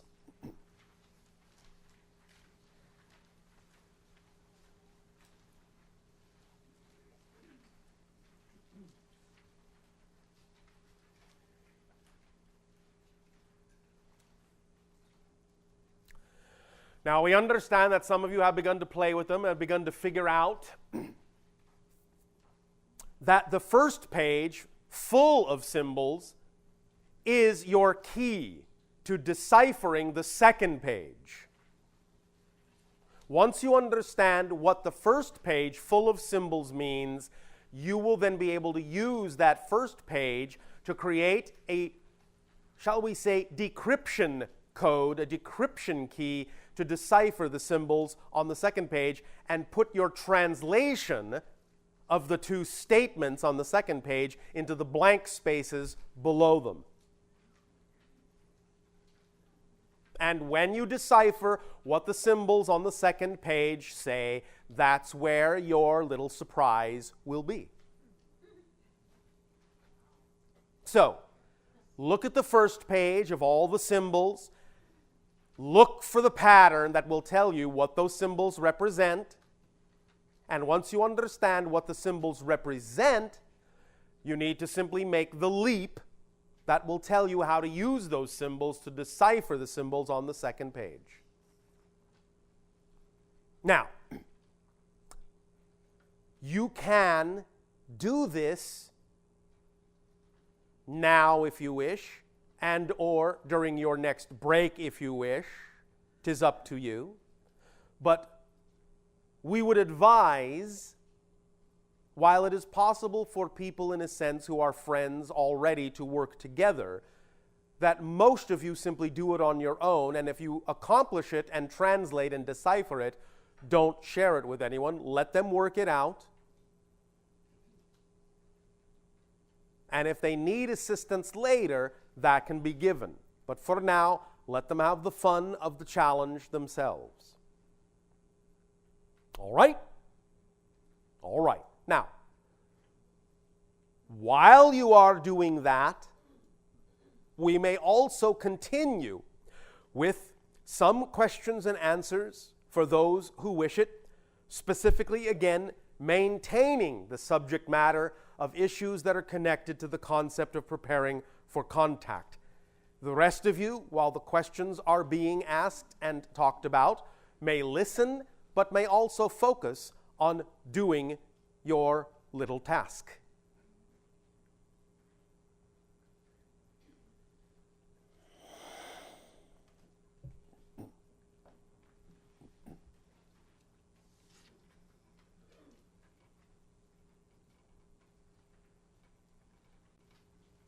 So if you have questions, you may begin.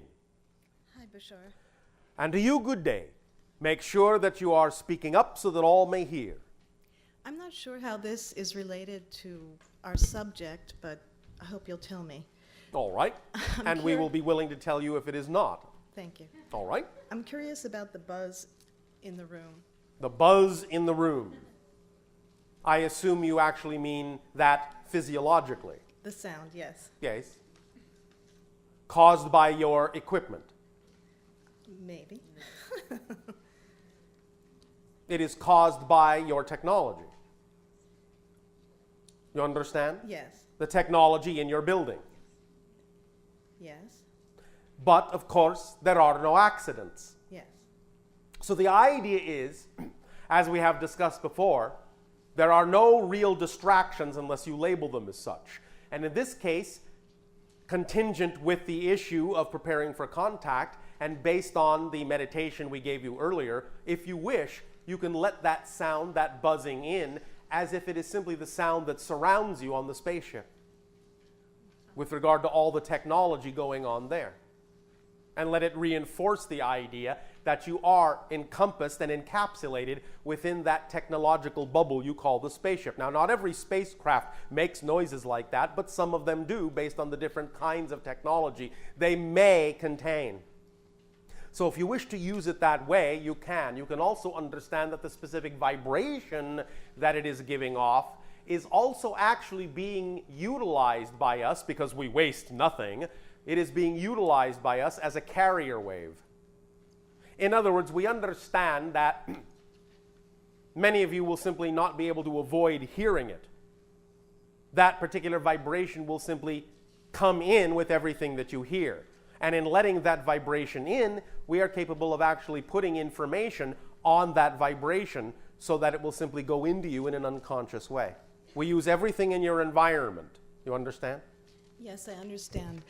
How does that relate to the experience that I have of hearing noises of machines and etc. in places where I think I want to have silence? Again, the idea is that you can create a place of silence, but if for some reason there are noises within, then assume that they need to be there and absorb them and invite them in as part of the silence rather than an interruption in it.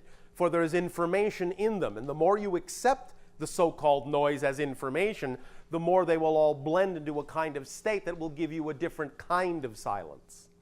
Does that make sense?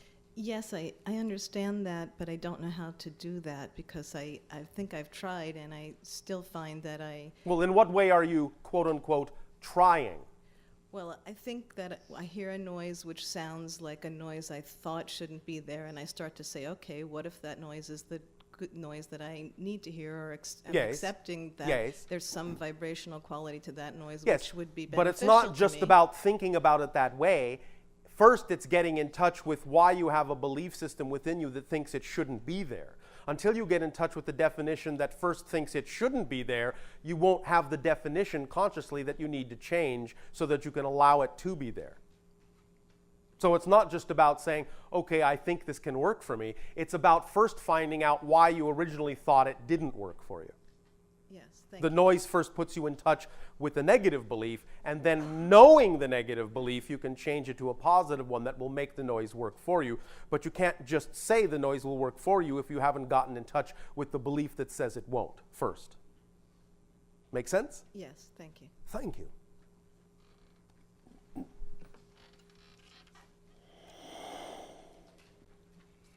Hi, Bashar. And a you good day. You spoke of the toxic environment in our belief system and our physical Yes. environment. Do you have any messages for us to prepare our physical bodies for contact or Well, something that will yes. help? Okay. We have talked about this now and then, but we will repeat it here. It will be that contact will be very much more capable of happening if your bodies are highly conductive to different levels of energy. And to make your bodies far more conductive or conducive to contact, it would be beneficial if you would remove the toxins from your bodies as quickly and as fully as you possibly can. To this end, we have often suggested that there are very strong detoxification programs that are available from certain sources on your planet that you should at least, in a sense, avail yourself of once or twice a year to maintain the detoxification level that will be of great benefit to your system. In detoxifying, you also allow your body more capability of absorbing the nutrients that are required for your body to heal itself and to keep itself in a state of balance. Whereas if you are full of toxins, then your body spends all its time dealing with the toxins and really has no reserves left over to actually allow the nutrients that you attempt to put into your body to be properly absorbed. And so in that sense, there are two ineffective things happening. You follow me? I do. We have sometimes suggested the idea of a detoxification program that is put out by a company on your planet called American Botanical Pharmacy, which exists in what you call your Marina del Rey area. They have a very efficacious detoxification program, and they also have extremely potent herbal organic remedies that will supply the body with the proper nutrients that can then be very rapidly absorbed by the body because they are designed in that way to be rapidly absorbed, that will help the body heal itself from almost anything very quickly.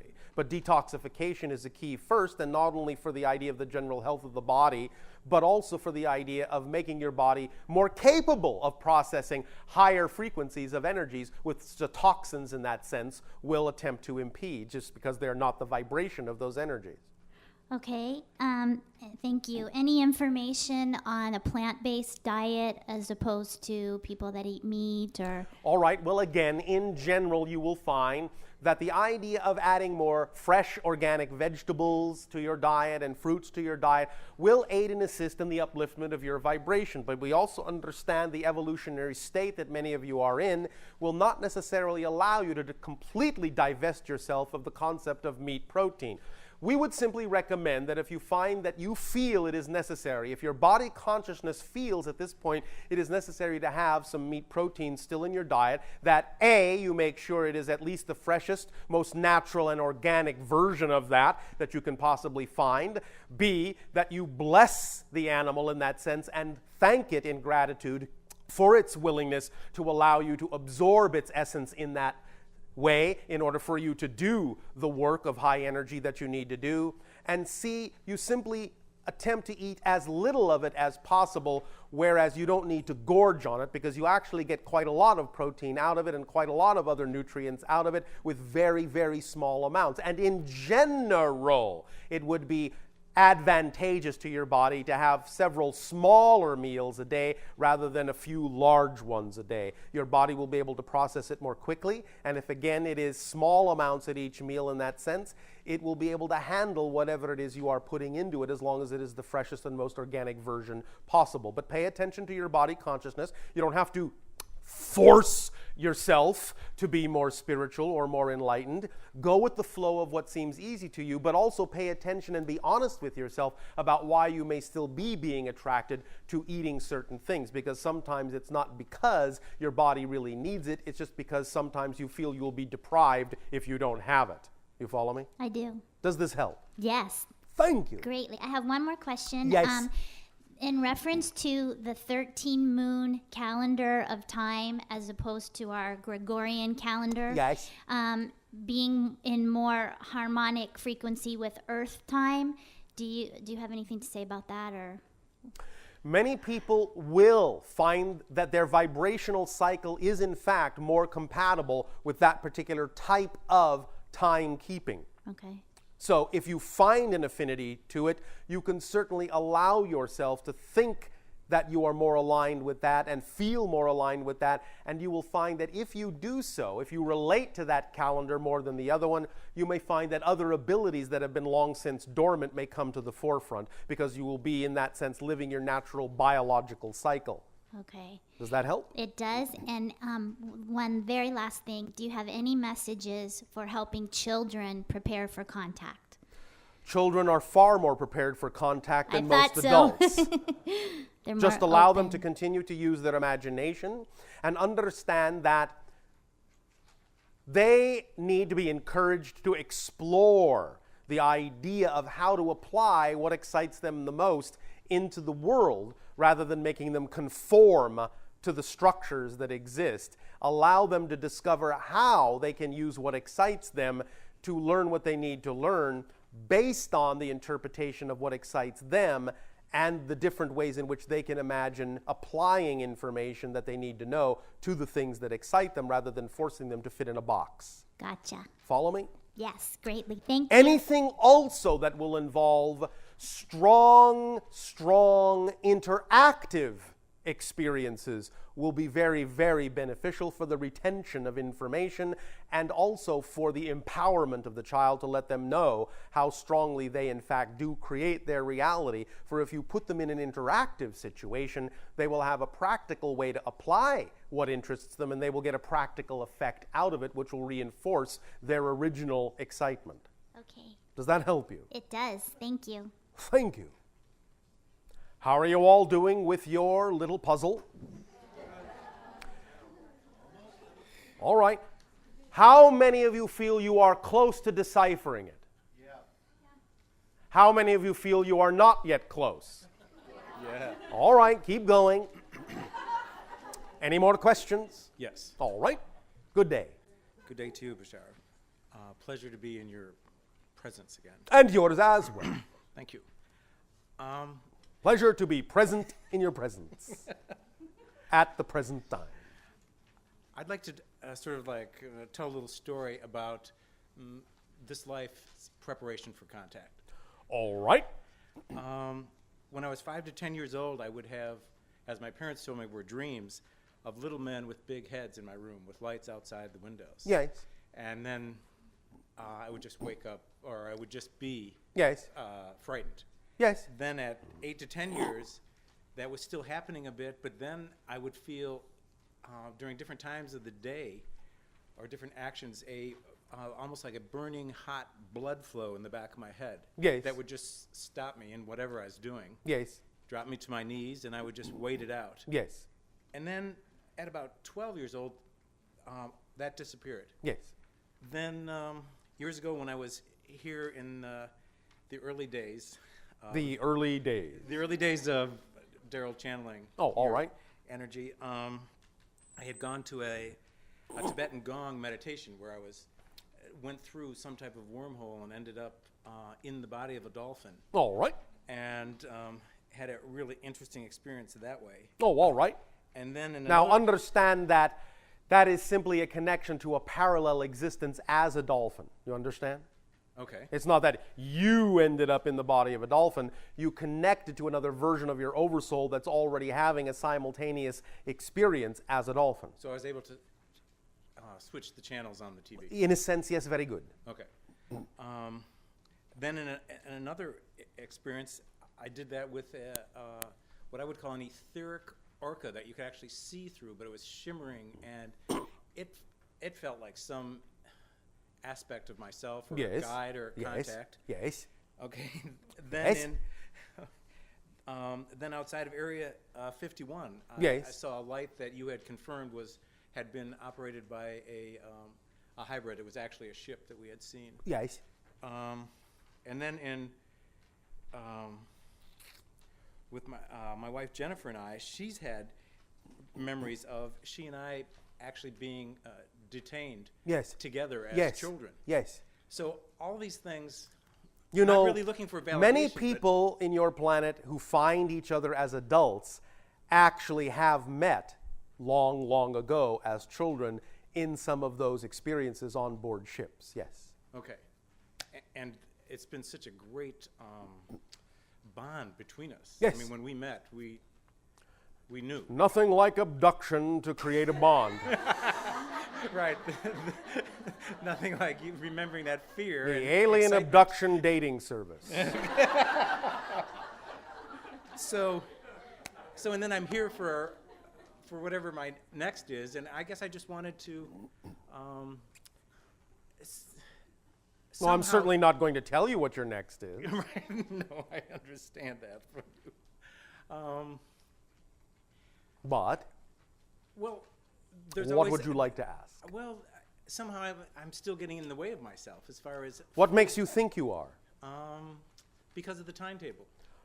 The timetable is fine. You are fine in it. The only time you are not fine in the timetable is when you spend time wondering if you're getting in your own way. That's the paradox. If you stop worrying about missing the timetable, you won't miss it. When you worry about missing it, you will. Because you're spending your time worrying about missing it and not being in it. But if you just be in it, you can't miss it. It's designed that way. Okay.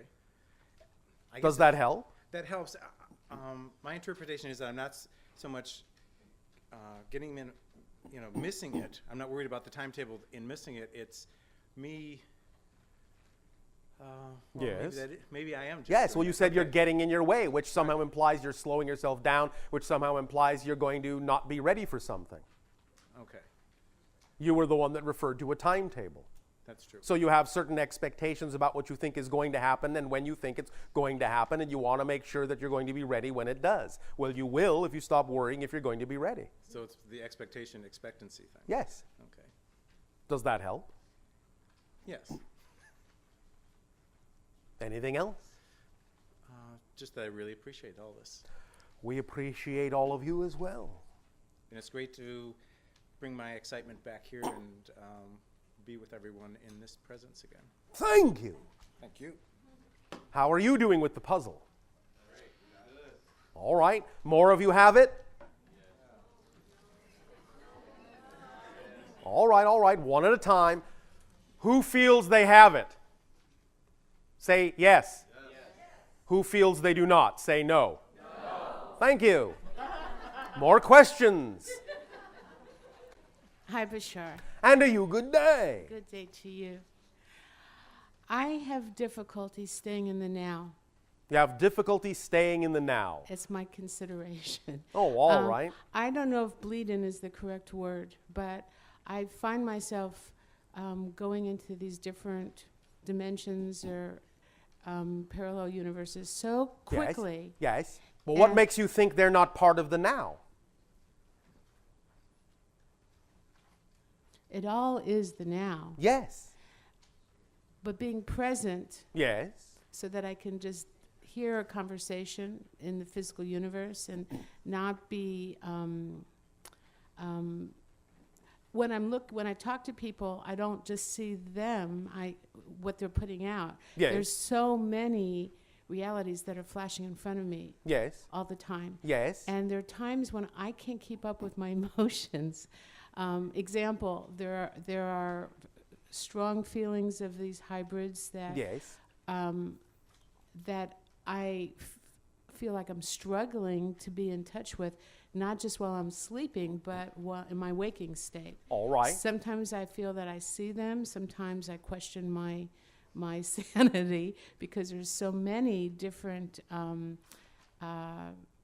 Yes. things that I'm seeing. So I want to be able to validate my not necessarily expect you or anyone else to say what I'm seeing is true. I mean, I do. Well, it's true for you in Right. terms of your process and what it is that you need to get in touch with. The experience you are having and the way you're having it is what is designed by you for you to put you in touch with what you need to get in touch with. So when I keep hearing these baby, there's a part of me that feels that my babies are dead. What does this mean? It means that they are simply beyond your reach at the moment. But they're not dead. I know they're not dead. And yet I have tremendous grief connected to this. It's because of what you call separation anxiety. Okay. But you will ultimately be rejoined. But aren't I already joined in another dimension with him? Yes, but you are still processing through this particular perspective. When you look at it from that point of view, you feel it as separation. It's about the idea of allowing the connection you know is going on in another dimension to also be felt tangibly in this one. That's right. Now, do you enjoy water? Yes. How much? I enjoy it. I love water, and I have always lived on the water. How about starting to live a little bit more in it? What does that mean? It means diving, being underwater, in a different environment, one that may be more supportive for the kind of energies that you're feeling and allow you a better opportunity to process them by putting you in a different state of being that might be more conducive to that processing. Okay. So taking up scuba diving might be very beneficial for you. Okay. And spending more time underwater under a different kind of pressure might be very beneficial for your ability to process what you're going through, because the air might simply be too thin for what you're experiencing and you need a buffer. Oh. You're reminding me of something. When I was with Daryl last May, I showed him a picture when I was in Kona, Hawaii. I was doing a healing session for about 40 people. Yes. And somebody took a picture of me, and there is a tremendous amount of light in the sky, and there's these 4 objects coming out of my third eye. To me, Yes. they look like dolphins. Did you have an opinion as to whether Well, they were dolphins? It's some connection to dolphin energy telling you, in a sense, that that's your invitation.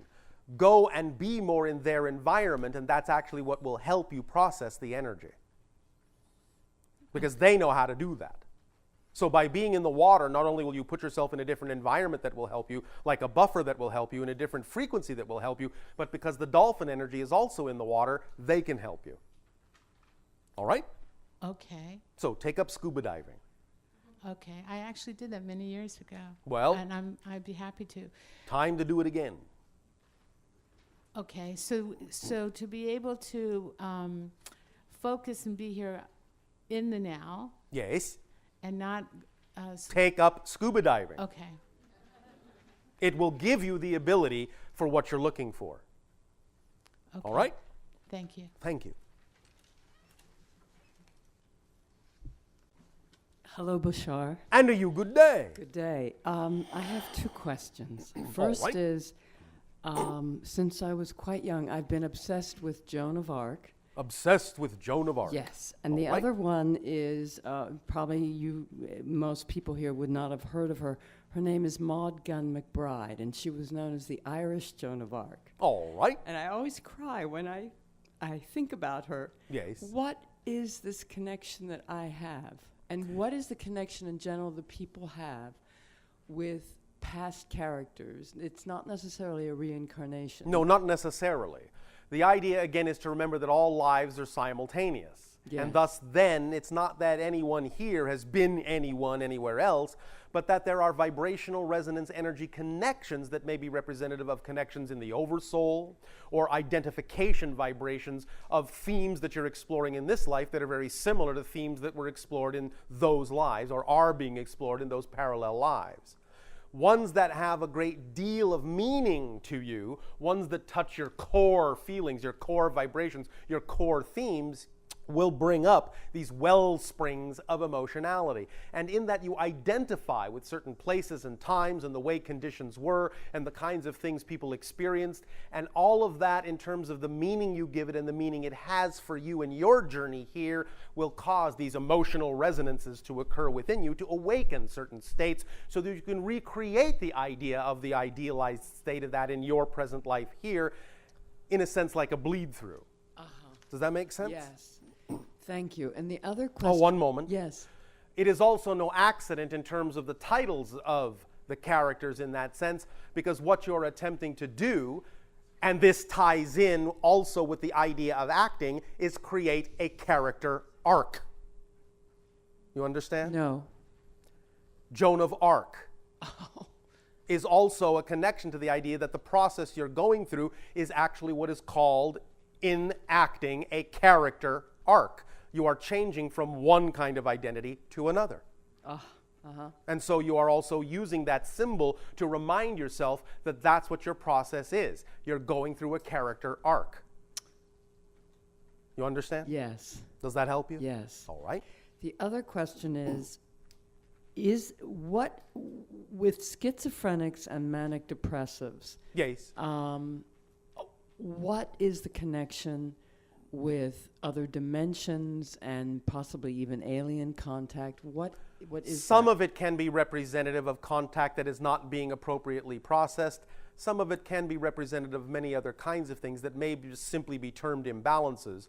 But the idea is that sometimes that and multiple personality disorder and a variety of other things that are going on within people emotionally and mentally and psychologically on your planet may be simply an inability to process things that are relatively natural kinds of connections to other dimensions. It's just that you've never been given the tools to understand how to process them. And this is why there's a fine line on your planet between the concept of genius and madness. The genius simply has the tools to do the very same thing that the schizophrenic or multiple personality disorder may be doing, but they don't have the tools to process it.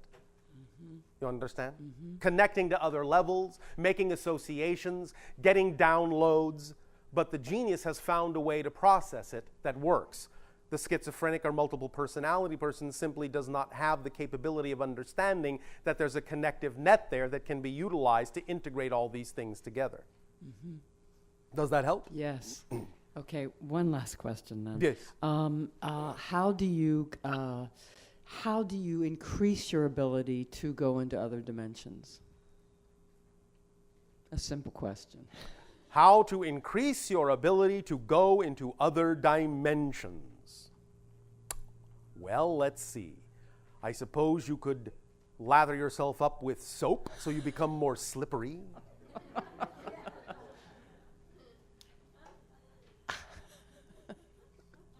Oh, you thought I was kidding.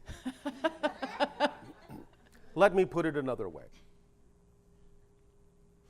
The more things you include in your life that are vibrationally representative of the reality you prefer, the more lubrication you will provide in terms of energy resonance that will allow you to become more slippery interdimensionally. Got it. You follow me? Yeah. Does that help? Thank you so much. Thank you.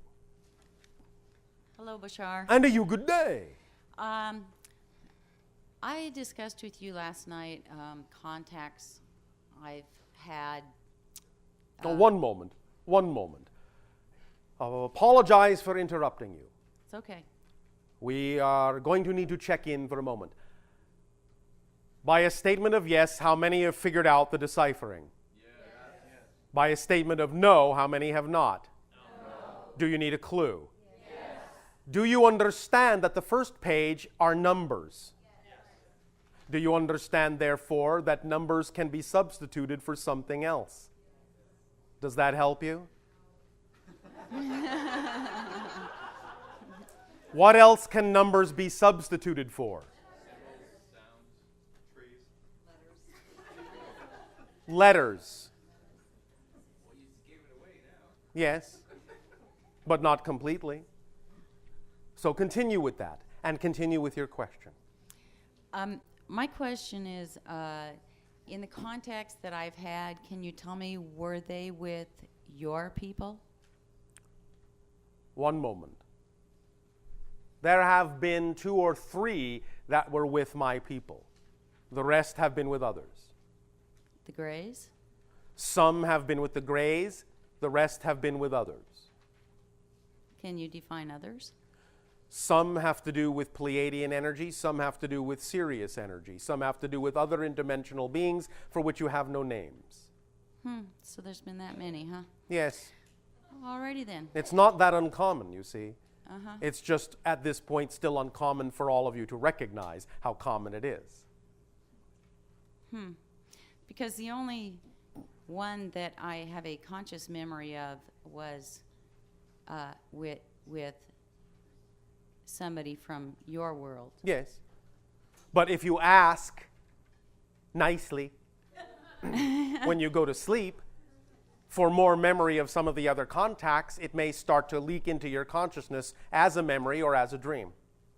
Okay. All right. I tried that last night. My sister told me I was having a conversation with somebody. All right. I don't remember it, but you know. That's all right. You will. It's a beginning. Okay. That you were told you were having the conversation shows you that you're using your reality, in this case through your sister, to give you a recognition that something is happening. So your reality is starting to show you signs that you are having those interactions. First it's through your sister. Next it might be through your own consciousness. But at least you were being shown something was happening. So you are working on it and you are progressing. Okay. All right? Thank you very much. Thank you. Hello, Bashar. And you, good day. And I want to ask you a question about the big explosion happened probably almost 90 years ago from now above Russia. It was asteroid explosion or something, or it's so You are talking about Tunguska. Yeah, Tunguska. Yes. Can you? A cometary body. Yeah, yes, a little. A cometary body. A cometary body. Is Yes. it a necessary step to progress in our Earth, or it was accidentally? It was happened accidentally, or it was necessary for? Well, there are no accidents Okay. in that sense, but it was simply what you would call in that idea a random event, a natural event that has happened many times on your planet. We understand that some people also recognize that it was the possibility of an exploding spaceship, but that is in a parallel reality that no longer applies to your reality. Okay. The reality you are all in now understands that it was the explosion of a comet in your upper atmosphere. Similar to the idea of the explosion of the comet that destroyed Atlantis. Okay. Except that the Atlantean one was many times more powerful. Does that help you? Yes. Yes. Thank you. One more. Yes. I want to ask you about the Vedic Vedic science, which is Indian. I mean, which Yes. is yes, and I knew it wasn't created by the human, and is it information come from some other beings? And Well, it comes from another level, but humans accessed it. Humans have the ability to access other levels and other beings and other intelligences through which then information can come that the humans can then process into a certain kind of system that they can use. So it came from other levels, but through the idea of human intuition and imagination, it was downloaded in a way that humans could use it. You understand? Yes. Does that answer your question? Yeah, but this is the better way to prepare for contact. And It is a way. Okay. Not better than any other. It is one way. Okay. Thank All you. right? Thank you. Thank you. If it is your way, then it's better for you. Okay. But it may not work as well for someone else because their vibration may be different. All right? I understand. Thank you. Thank you. All right, now, how are you doing now with the deciphering? How many have deciphered it? Yes. How many have not? No. Starting to be a little more even. Keep going. Next question. Hi, Bashar. And to you, good day. Good day. Back to the abductee dating service. Yes. And that was my husband before. How long has that been going on in both our lives? Generally speaking, since about the ages of somewhere between 3 and 7. Wow. Do we have a hybrid child? You do. Female? Yes. Yes. But more than one. Yes. I have 2. Is that correct? More than 2. Oh, wow. How many? Now, understand this is a matter of degree. And when we say it's a matter of degree, It's a matter of exactly how much genetic material of yours is utilized in any given or present in any given hybrid. Whereas the genetic material may also be stretched out very thin over a number of hybrids. It's up to you to determine what percentage of genetic material above 50% would thus be representative of your child, and what percentage, perhaps below 50%, you wouldn't necessarily think of as your child. You understand? Yes. But if you include all the children, hybrid children, that do contain at least even, let's say, 1% of your genetic material, you're actually talking in the hundreds. If you're talking about those that contain more than 50%, you're probably down somewhere around 13. Ah. All right? Okay. When I was a child, I had dreams about lights coming through the sky, and I always shared a room with a brother. Yes. And we would often try to, we'd go outside and watch the stars for spaceships and things like that. Yes. And we would engage in trying to astral travel, and this is when we were very small. He is now a robotic scientist and doesn't believe any of this, which That's is really all right. strange. Yes, but we were so bonded that way as children, and now he sort of poo-poos what I... Poo-poo. Yeah, you like poo-poo? Is that a scientific term? That's a childhood term. Is there such a thing as poo-poosity? I think so, yes. All right. Will he ever embrace this again in his life? I don't know. Why don't you ask him? I have asked him. And? He thinks that I hallucinate. Oh, all right. Then let him think you are hallucinating, if that helps reinforce the belief system that he prefers to have right now. Now, it is possible. What is his physical age? 52. One moment. One moment.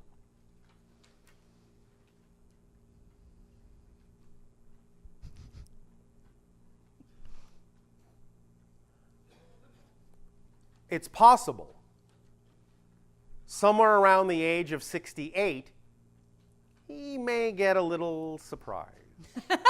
That may change his point of view. But he's set that up. Yes. But doesn't know it, and shouldn't necessarily know it, so it won't spoil the surprise. Right.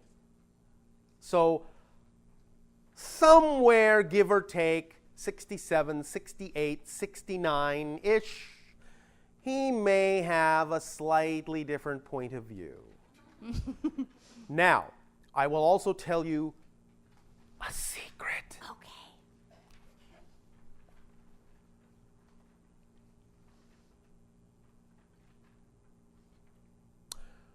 What is his age? 52. Somewhere around 57.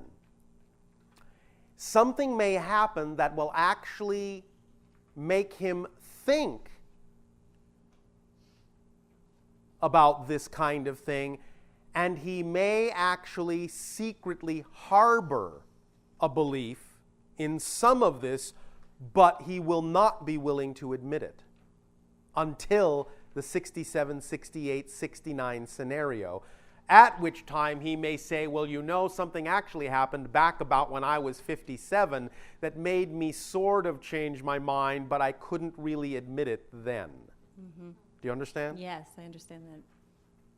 That's all we are allowed to give you right now from those that know better than we do. Right. All right?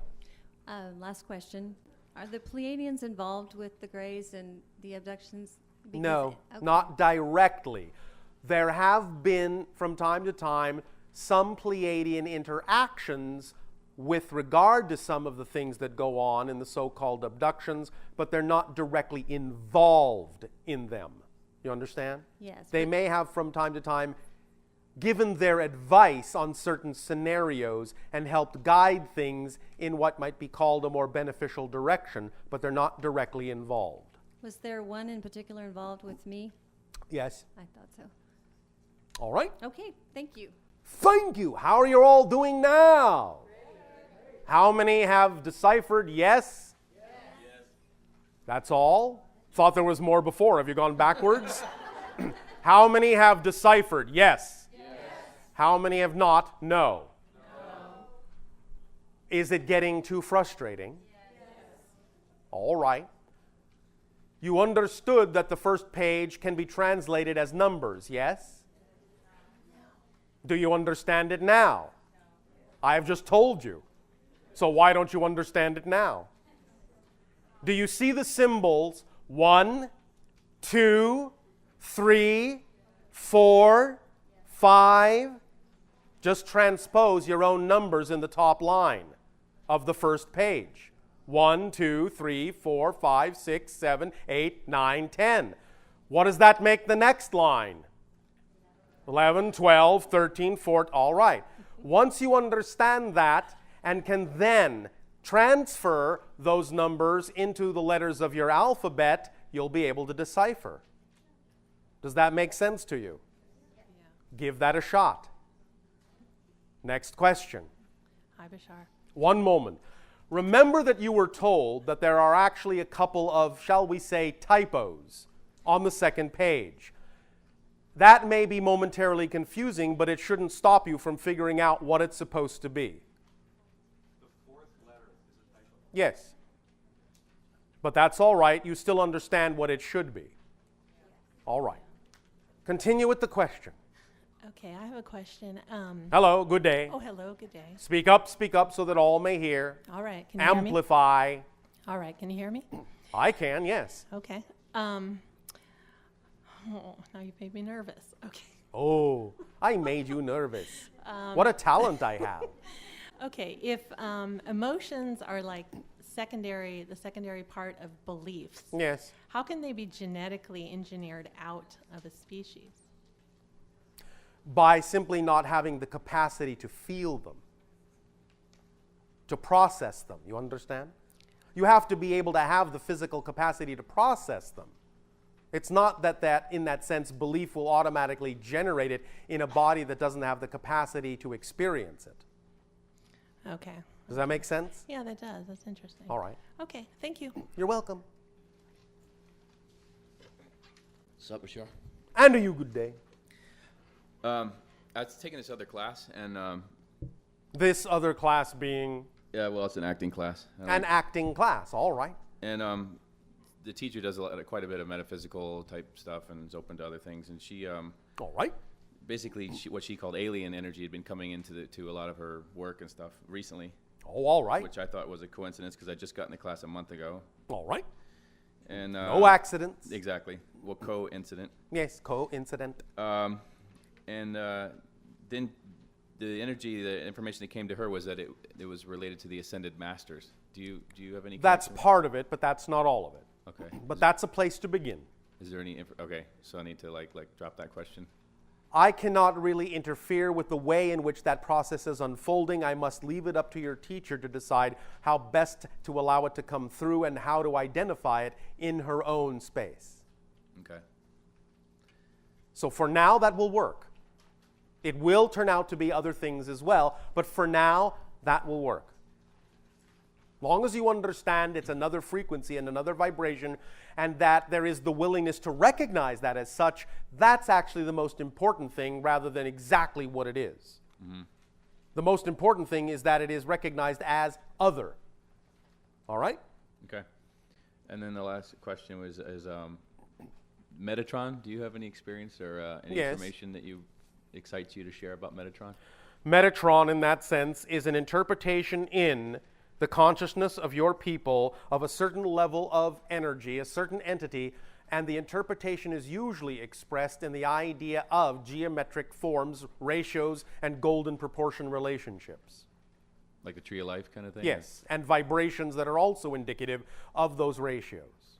That is how Metatron entity expresses itself or translates into your reality most often, as the actual vibrations of geometric shapes and relationships that represent underlying structures in the nature of existence. So if one wanted to invoke that Metatron template in a healing situation, what would you feel would be the best way of invoking that?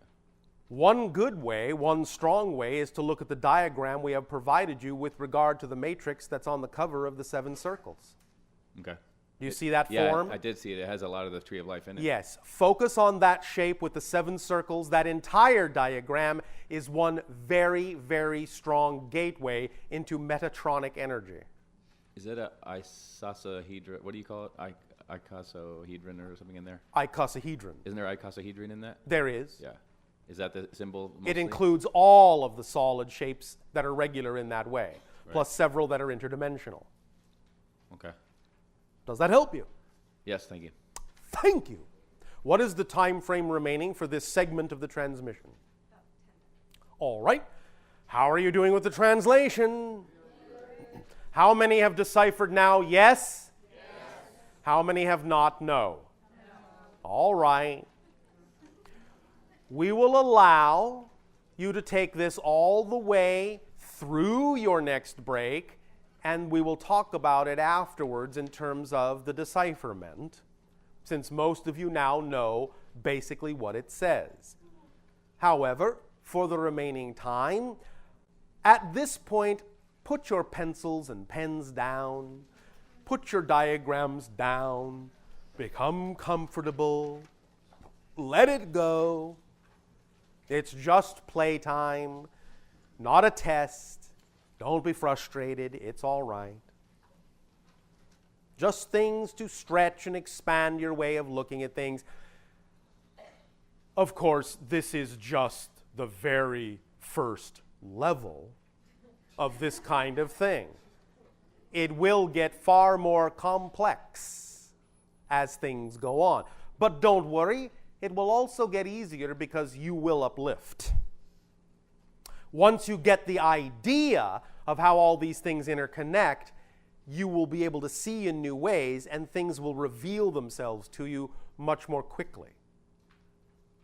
You'll be able to recognize patterns where they are in a new way. It will actually be like you're developing a new sense, and in a sense, you will be. But for now, close your eyes, take a deep breath. Take 2 and take 3. Imagine, if you will, right in your third eye and in your sinus cavities, behind the bridge of your nose and behind your eyes, imagine the resonant cavities of your sinuses filling with blue energy. Blue, vibrating, cool, or hot, spicy blue energy. Feel the energy going in, invigorating, washing out, stimulating, bringing to life the magnetite that is in your sinuses, activating the magnetic orientation that you all naturally have, aligning like a magnet, creating a magnetic field extending from the third eye, the sinus cavities behind your eyes, through your whole face, a magnetic field surrounding your head with one pole at the top, the other pole inside your throat. And feel these blue electromagnetic lines spinning around, spinning around, spinning around, almost like your classic diagram of an atom.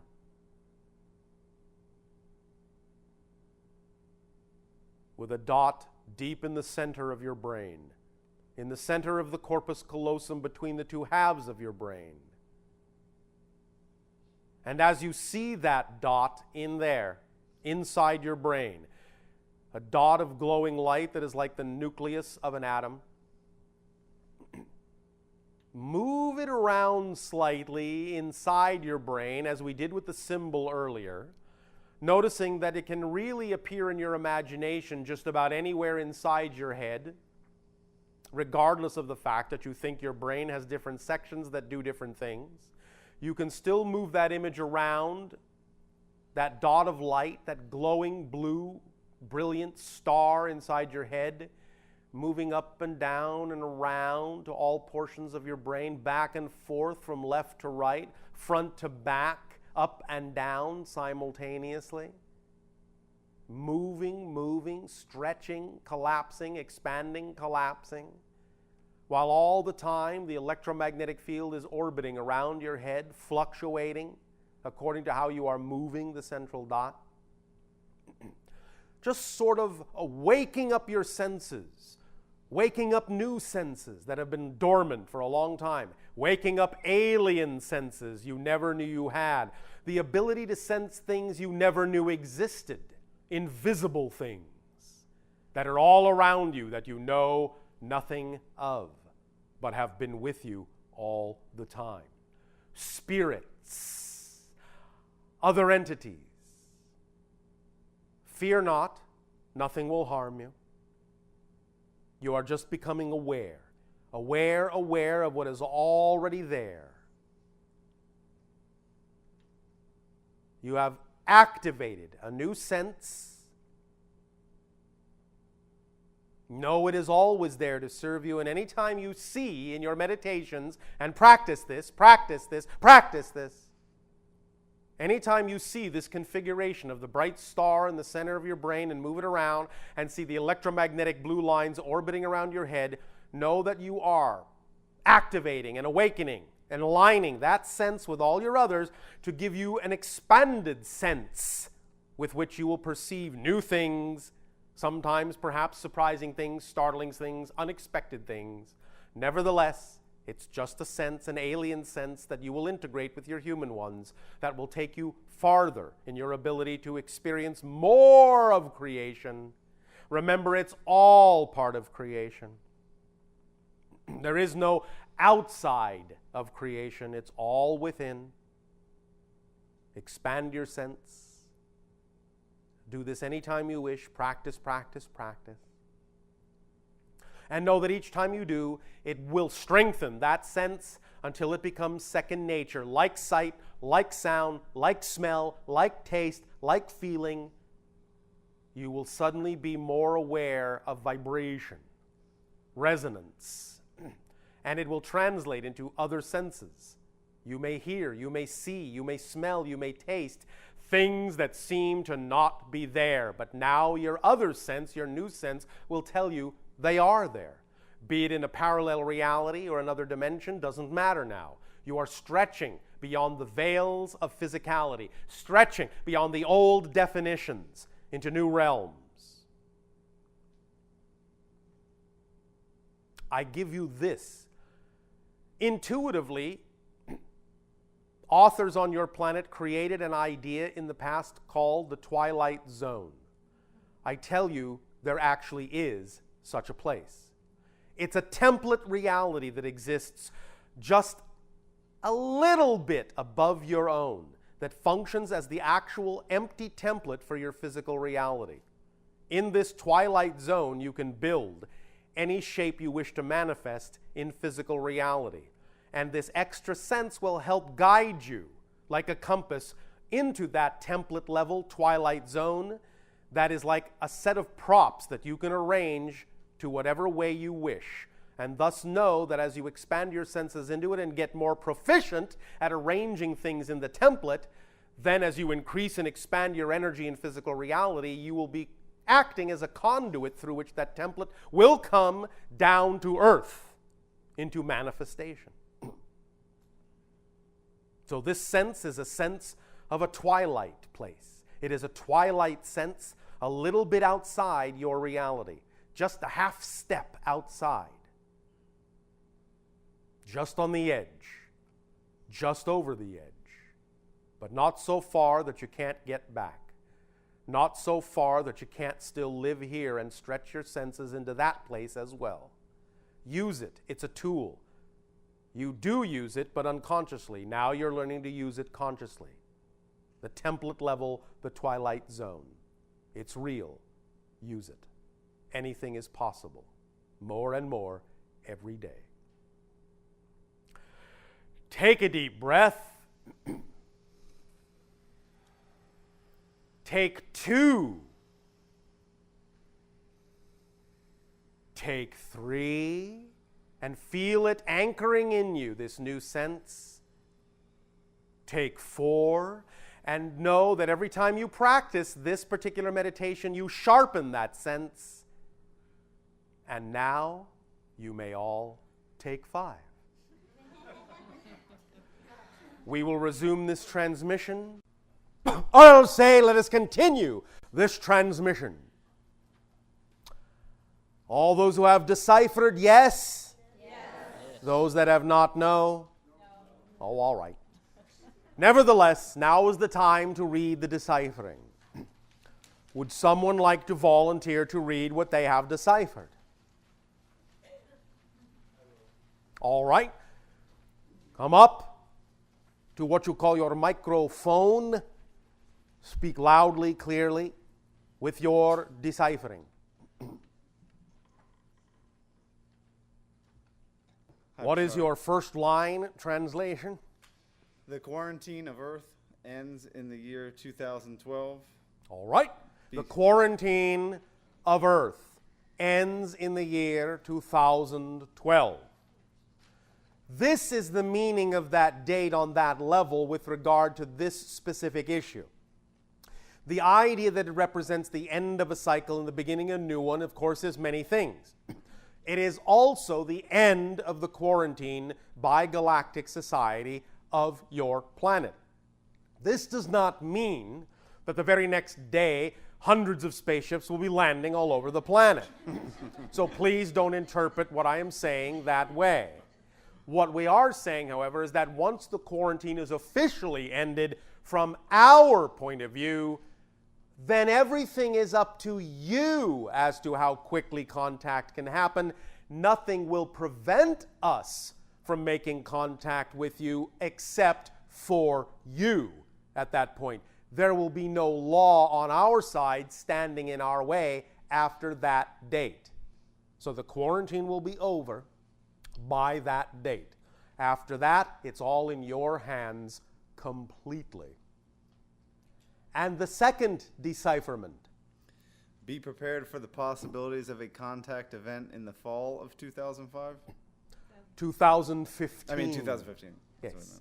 Be prepared for the possibility of a contact event in the fall of 2015. Hot off the press. Latest sensing of the energy most likely to exist, most likely to manifest. Thank you for your reading. Thank you. Most likely to happen as we read your energy now. Things might change up a little bit, but most likely be prepared for the possibility of a contact event in the fall of 2015. We will talk more about that at another time, but this is now the time we are allowed to make the first such announcement. So, be prepared, which is what this is all about. Preparing for contact. Now, with regard to your other diagrams, as we said, practice with that in terms of associating the stations, states, and energies to the shape of the glyph you have made, be it a straight line this way, straight line this way, straight line this way, triangle this way, lines that go like that, lines that go like this. Doesn't matter. Whatever that glyph is an encapsulation of the vibrational frequencies of your signature relationship to those qualities, those stations, those states. Practice them until they feel like one thing, until you see the glyph or draw the glyph, and it becomes the entire vibrational signature. By this signature will you be recognized. So, ingrain it, ingrain it, ingrain it. Paint it, draw it, commit it, commit it, commit it to resonance. Commit it to awareness. Now then, one moment. Here is another idea for you to practice on your own time. If you wish to write down these instructions, that's up to you, or simply remember it, that's fine too. But here is another thing to do. We will not actually take you through this particular meditation at this time. We will let you set up the conditions on your own first and go through it according to your own imagination, in your own way, your own pace, your own style. style, what we would suggest that you do: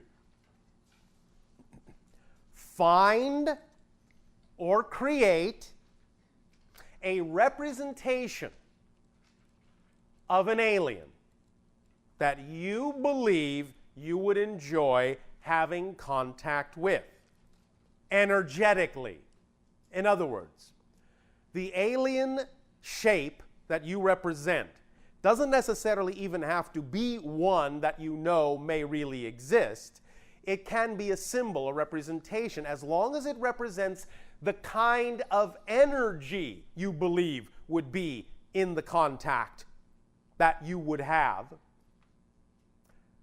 Find a picture or make a picture, whatever size you want, of what you believe is a symbolic or literal representation of an alien, one that you would like to have or would enjoy having contact with. Create that. Put it somewhere prominent, dead center in the middle of a mirror somewhere in your house, so that surrounding the image is a reflection of the room the mirror is in and a reflection of you. But dead center in the mirror, put the alien image. Every day, at some point, however long or however short, in whatever way, shape, and form you want to do it, create your own little contact conversation, even if it's hello, good morning, how are you, I'm fine, thank you, have a nice day, I'll see you later. Just get used to the idea of what that image represents to you vibrationally and what it represents to you potentially in terms of that actually physicalizing on your world, so that you would actually be doing that with a real, physical, tangible, extraterrestrial. Get used to that idea, but play with this first. All right? Have fun with that. There will be other aspects to this particular exercise, other stages, other levels, other steps we will get into later, but for now, this is all Contact 101. Just the beginning. Just start to play with these things. These are the seeds of what will develop into much more complex exercises and interactions and energy shifts. But for now, start with these seeds. They will serve you well. They will set up. They will prepare you. Then later, we will post-pair you. Now, let us continue to the conclusion of this transmission with interaction and questions, if you wish, on the subject.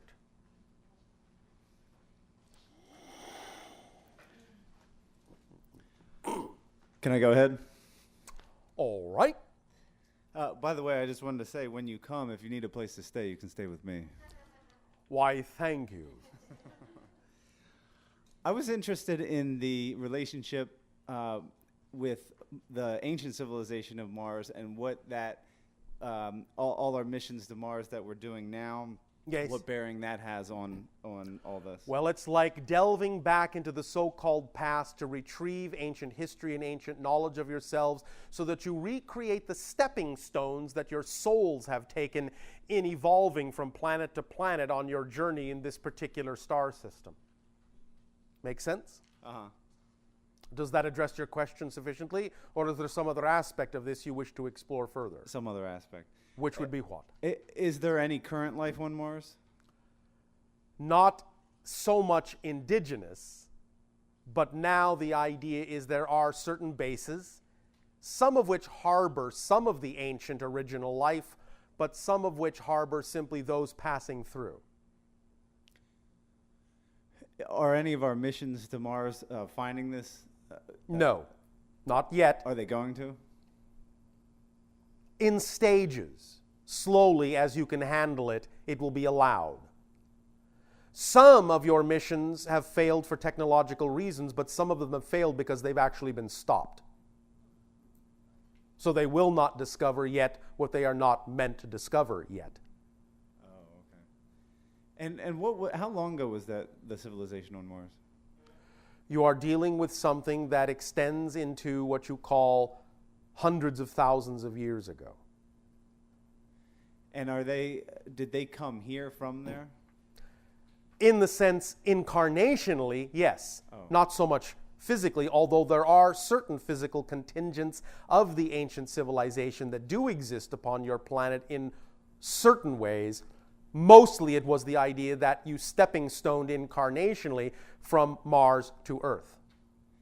And who would they be now, and the ones that came physically from there? And what happened on Mars? How did that civilization destroy itself? It didn't destroy itself in that sense. It was what you call an asteroidal impact that destroyed the ecosystem of the planet, made it uninhabitable, ripped away the atmosphere. And who would the groups be now on Earth that came there physically, the descendants? They would be those who were, in that sense, descendants of some of the survivors, but they are not yet ready to be found. They exist in certain hidden places within remote areas, but they are not ready to be found. Some of the idea of preparing for contact will involve the rediscovery of your ancestors in this way and your origins in your stepping stone path. You follow me? Uh-huh. Does that help you? That does. Thank you. Thank you.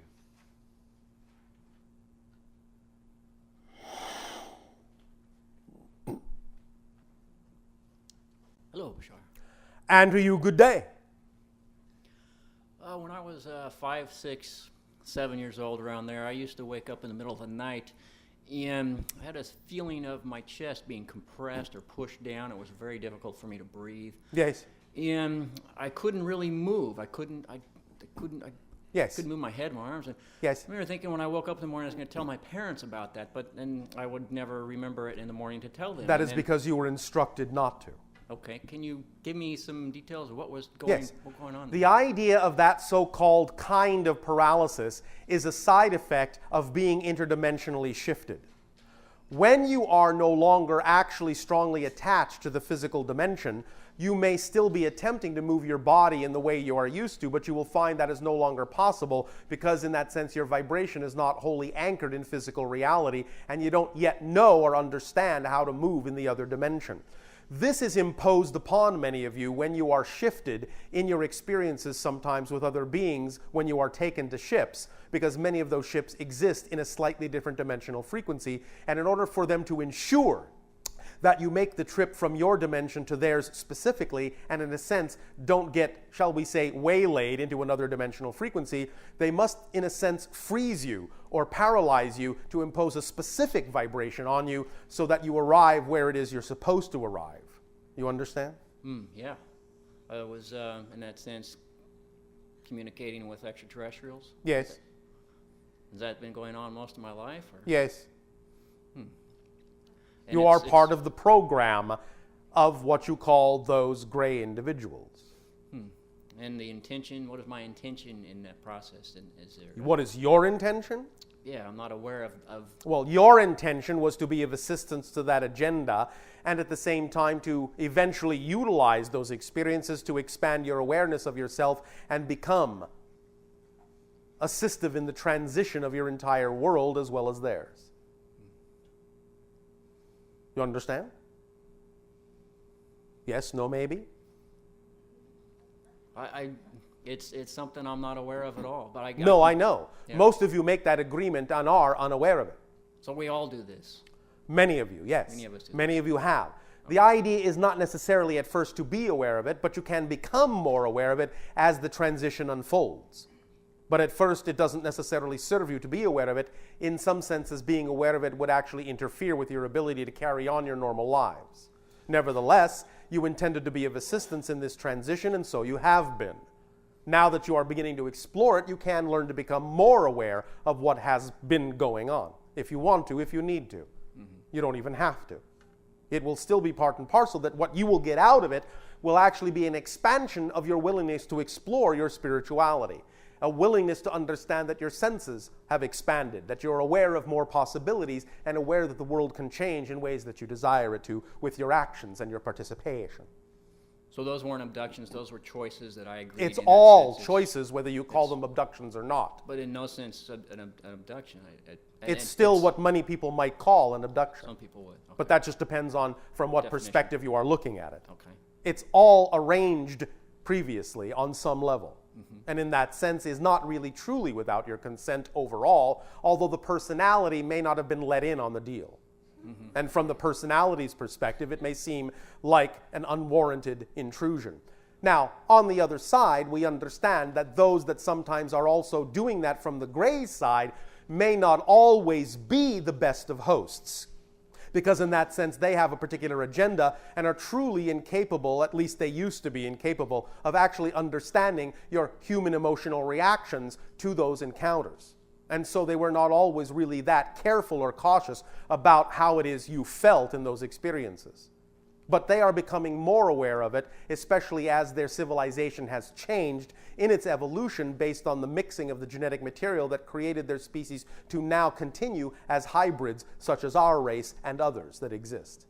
We now are the blending and balancing of the idea of the Greys in terms of their cerebral technology and also the human emotionality balance that allows us to understand that we can come back in this way and help you to go through these transitions so they are not as difficult for you. For in many ways you are our ancestors and we are your descendants. Do you understand this? Yes. Do I have any physical implants at any point from those interactions? You have had from time to time. Sometimes they have been removed, sometimes others have been put back in. There might be a residual as we scan you now that still does exist within you somewhere around the spinal column, but in that sense it is almost more of a residual thing and not completely fully active at this point. But the implants are mostly location beacons and energy download devices. In the lower spinal region or upper? One moment. It would seem to be somewhere in the neckline, perhaps at the base of the skull. Okay. I spoke earlier the idea of the trees. I had in Sedona received an idea to do an event, a singing event, to bring people together to sing for the trees. All right. At a time when fire danger was very high risk for the trees. And I just, is that something that, in a sense, that the trees make a choice to depart the earth at some point, or is it? Well, yes, in a sense. You must understand that as you recognize that it is part of nature to regenerate the earth, sometimes through the burning of large forests. Nature does that on its own. Lightning strikes and so forth have gone on your planet for millions of years, denuding large forests so there can be the fertilization of the earth and the regrowth of new trees. Yes, of course, they recognize the concept of cycles, even though their concept of cycles may be much longer than yours. Nevertheless, they understand that as part of the regeneration cycle of the earth and are willing to participate in it. And do the event for the trees, singing for the trees, songs for the trees, is more an idea just to get people's awareness and to. It's not that the trees won't appreciate or enjoy it too. Yeah, that was sure. They would appreciate. Absolutely, they will, and they will use that energy, and they will, in a sense, give it back to you. Remember again the idea of the exchange that takes place within the molecules of the carbon dioxide and oxygen exchange that you symbiotically are involved in with them. Singing in that sense will produce vibrations within the carbon dioxide you give off that they will find extremely pleasing. They will then, in return, alter the oxygen they give off so that it will be extremely invigorating for you. They will sing back to you. All right? All right, Have fun. Last question. Yes. Your idea, the four universal laws, can you share how it is you came to accept those as being unchangeable and permanent? Because we have never encountered an exception anywhere, any when, at any time, at any place to those 4 laws, and recognize that every single circumstance we have ever encountered and every single circumstance we have discussed with any being in any other dimension or civilization all conforms to those 4 laws, and there has never been yet any exception that we have discovered. So for now, we will simply suggest those are the only 4 until and such a when a 5th is discovered, but we do not necessarily at this point know whether that will ever occur. Excellent. Does that help you? Oh, it's awesome. Thank you. Thank you.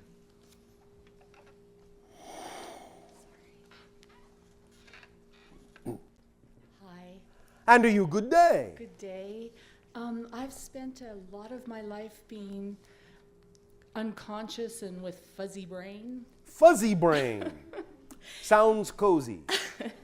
And it really bothers me. And I also am. What do you mean by fuzzy brain? I just feel like I'm kind of unconscious. Well, many of you, most of you, are to some degree unconscious, and you are becoming more conscious. But that's all right. Whatever rate your process is fine for you. If you want to accelerate it, all you really have to do is want to, and trust that your synchronicity will allow you to if you take advantage of what opportunities synchronistically come up by always acting to the best of your ability on your highest joy. That's all you really have to do to defuzz yourself. Okay. Does that help you? So just seeking joy. Not seeking it. Experiencing. Allowing yourself to recognize it and then acting on it to the best of your ability as fully as you can. You see, the only purpose you have in life, all of you, is to simply be yourself as fully as you can. That's it. That's your mission. That's your purpose. How you do that is up to you, and how you do that is not your purpose or mission. That's just your style of expressing your purpose, your style of expressing your mission of fully being yourself. Acting on your highest joy to the best of your ability every moment that you can is the way to allow yourself to truly fulfill the purpose, which is just to be who you are, whatever that means, as a unique perspective within all that is, including fuzzy-brainedness. Even fuzzy-brainedness is a valid perception for a while as far as all that is concerned. Without fuzzy-brainedness, all that is doesn't understand the difference between fuzzy-brainedness and clarity or consciousness.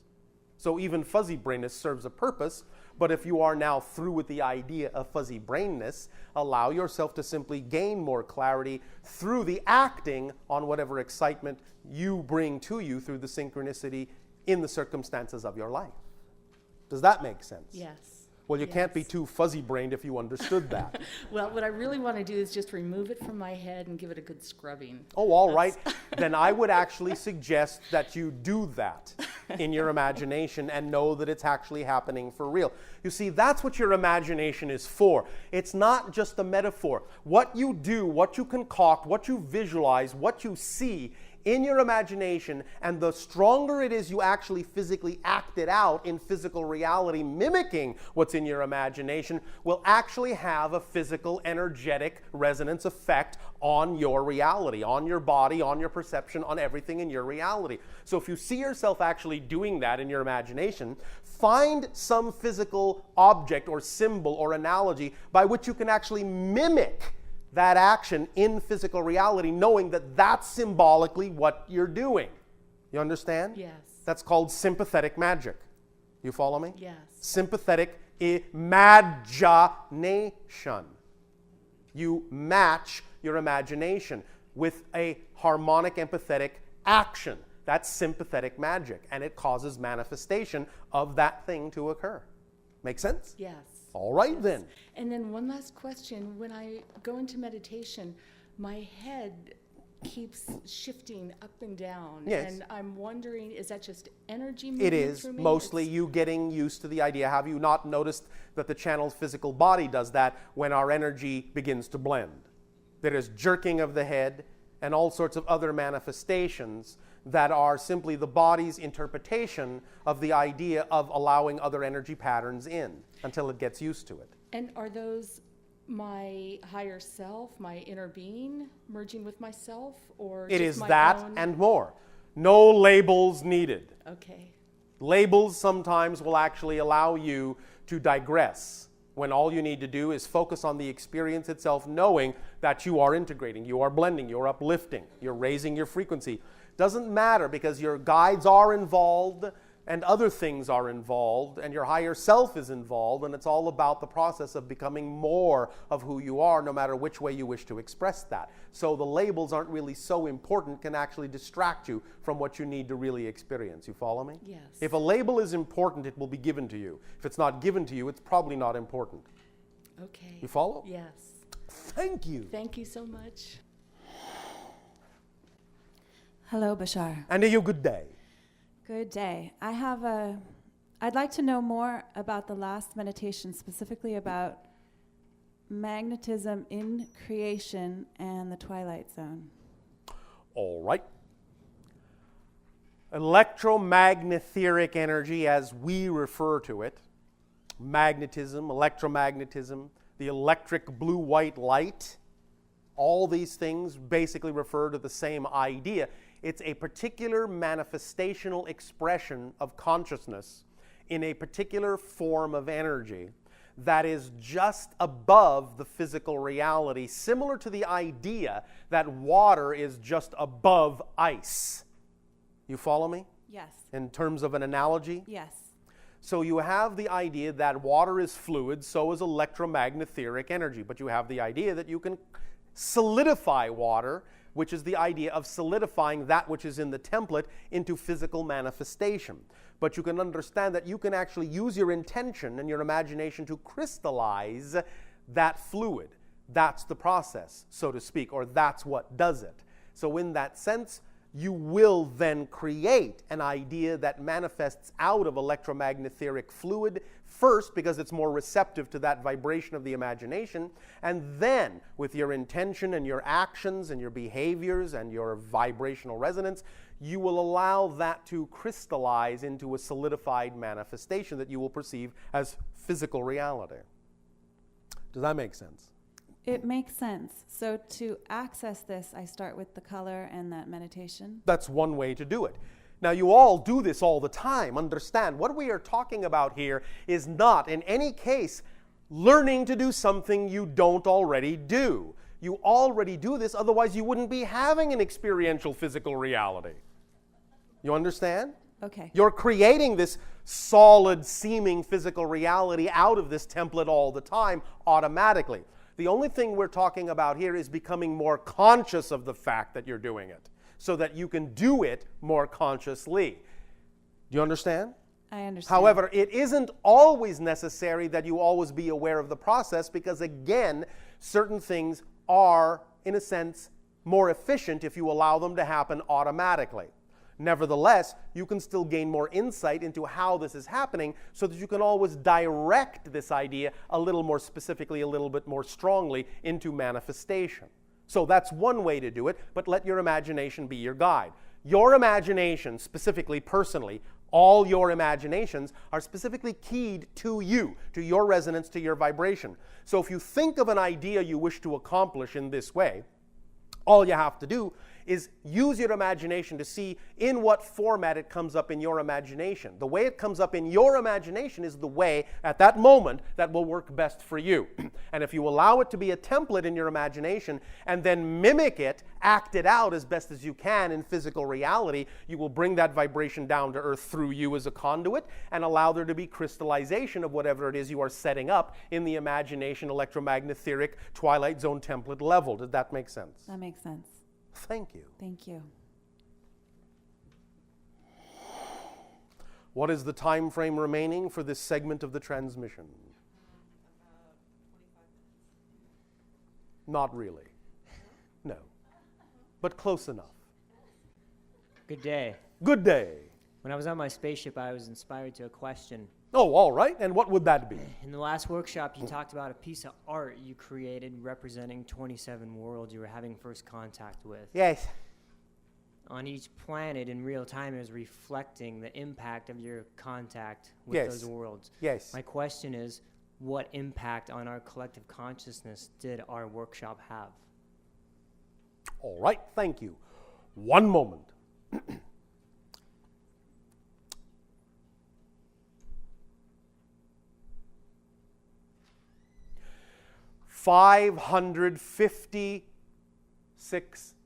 7,000 children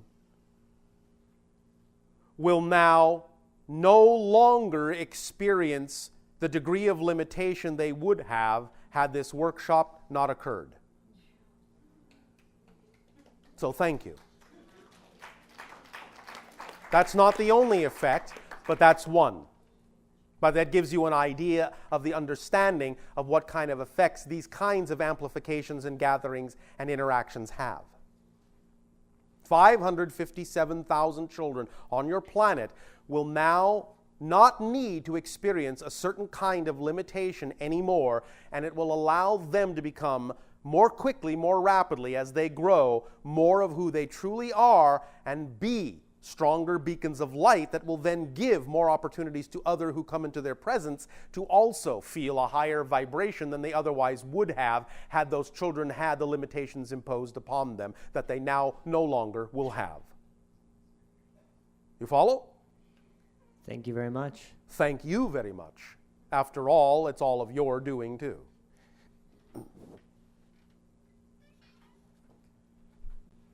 Hello again. And to you, good day again. My question is the glyph that I have Yes. formulated Yes. is in a triangle. Would I also consider those points in a chakra relationship as well? If I'm looking at number 7, is it a good reflection to say, oh, well, wait a minute, this is also the 7th chakra? Yes. And now you have seen into another level of this diagram. Very good. I would also like to apply it geographically because I'd like to do that project about the food. All right, now you're starting to get the idea of how to use this diagram holographically. Okay, so what insight could you give me regarding, I've already got the points on the map that I'm looking at. Yes. Point Conception, Avila Beach, and then there's one out into to the ocean. All right. And so by imposing this particular template over that area, what does it tell you about the qualities of vibrational energy that can then, in a sense, be infused into these areas for whatever purpose your imagination desires? Well, I would look at my points of reference, the number 7, 6, going through 1 and 8, and then the communications number 3. All right. And so it's up to you to figure out how to apply these actions, these energies, these states, and these qualities to that area in your relationship to it, since you chose to apply the template over that area. Okay. And then just the last question. When I was having that communication a week ago with that spirit guide that you pointed out, Yes. could you identify that one for me, please? One moment. Thank you. It is an aspect, not the totality, but an aspect of Quetzal. Quetzal. You understand? Quetzal. What is referred to as Quetzalcoatl. Oh, yes. Quetzal. Okay. All right? Thank you so much. You are welcome so much. Hi, Bashar. And to you, good day. I'm not quite sure if I'm thinking I'm going to get emotional. Oh, all right. Please, by all means, go right ahead. Have a good time. Let it all out.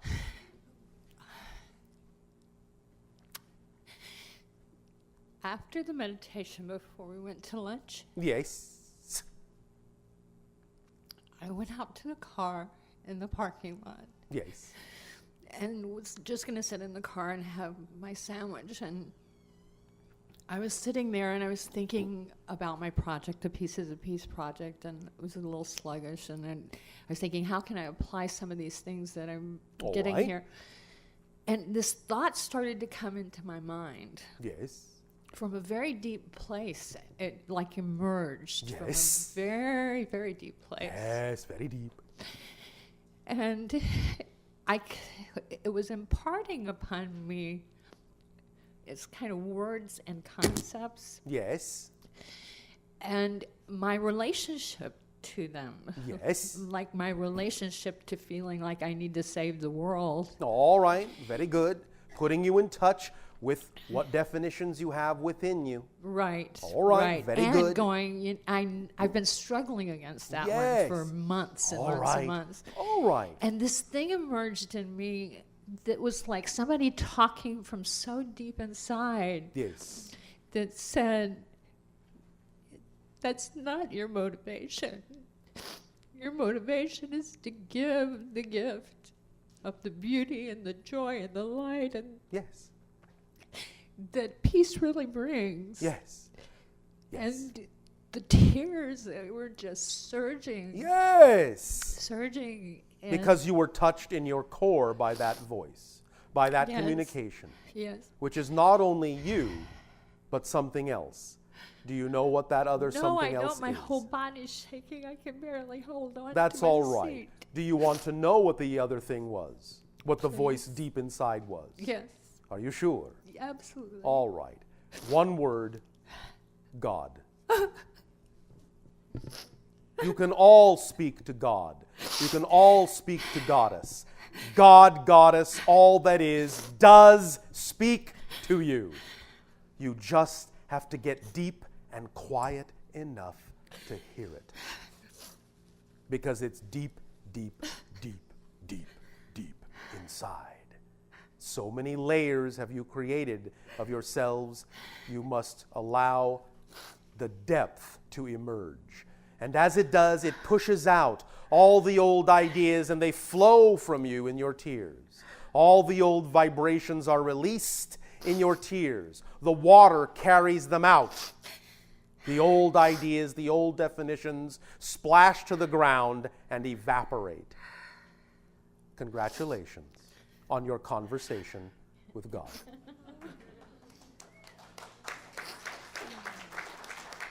Now you know firsthand what unconditional love really feels like. The lightest touch carries the greatest power. You understand? Kinda, sorta. Kinda, sorta. That's all right. I'll tell you what. The lightest touch, where does that fit into my The lightest touch carries the greatest power. You were barely touched by God, and yet look what the reaction was. Wow, it's like an inner earthquake. It's Yes. like unstoppable. It is unstoppable. It is eternal. It is infinite. It is unstoppable. It is all that is. Congratulations. When I came back inside, I was kind of getting the idea to come in and look at these crystals Yes. for a few minutes. Oh, And so all right. I thought, well, that's cool. That'll be enjoyable. And I came in and I sat down, and it started. This one happened to be on green, and I just was absorbed in it. And, Yes. and every time that the color would shift a teeny little bit, it was like it was setting off explosions Yes, inside because of me. you had been sensitized now that you have removed some of the detoxifying ideas. You understand? You detoxified some of your belief systems, made yourself more receptive to higher energies, more sensitive to them. Like a cleansing, like a detoxification Yes. sitting Yes. out there in the car. Yes. Because I was Yes. thinking of that as I left here and eating my chocolate There you cookies. go. Then I was going to have to go and get a detox. I better eat all my chocolate cookies. So, All right, very And good. then- Do remember, yes, within reason, in terms of ingestion, within reason, almost nothing will harm you. As long, again, as you understand your planet has a lot of toxins on it. You do your emotional and physical detoxifying a couple of times, perhaps a year, but also understand the other side of the coin.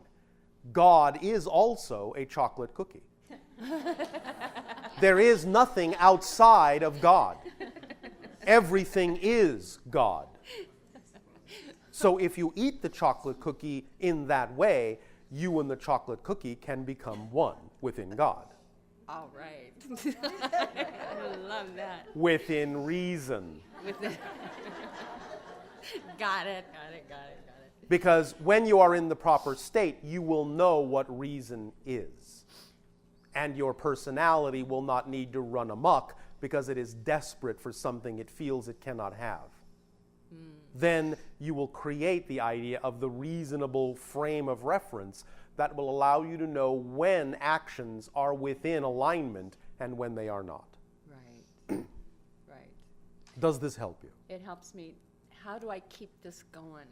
Just keep living and just keep acting on all your excitement, and just be willing to be open to these experiences more and more. Now that you have felt that, I would dare say you are willing to be open to it.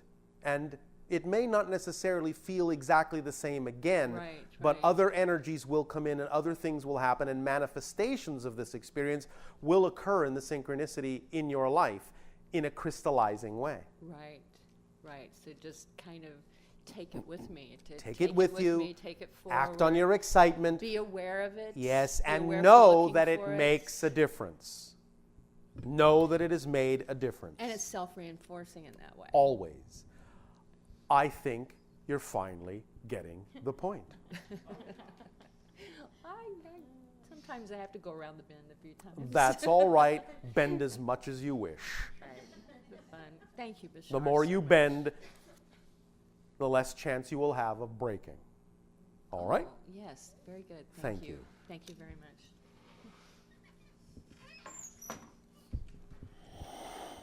Thank you, Bashar. That was awesome.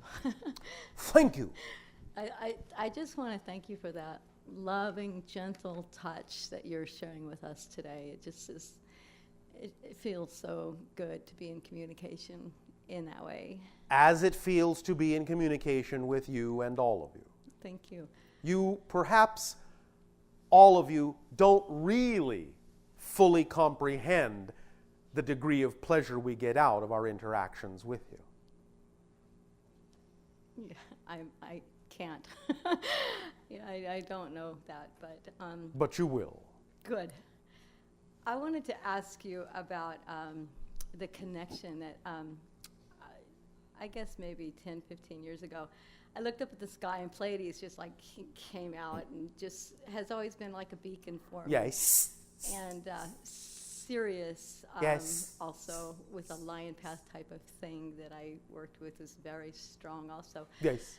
And Esasani with the Bashar Yes. communications. How can I create and open more in myself those energies and connections? I know this workshop is here to teach that and do that. And therefore, already, with the things you have absorbed today, there is more openness and more ability to attract more experience of these things. And as we said, how you can continue to do that is by trusting the synchronicity in your reality and acting on your highest joy every moment. If your imagination comes up with another specific way in which it tells you you can do this, by all means, follow your imagination as well. Yes. And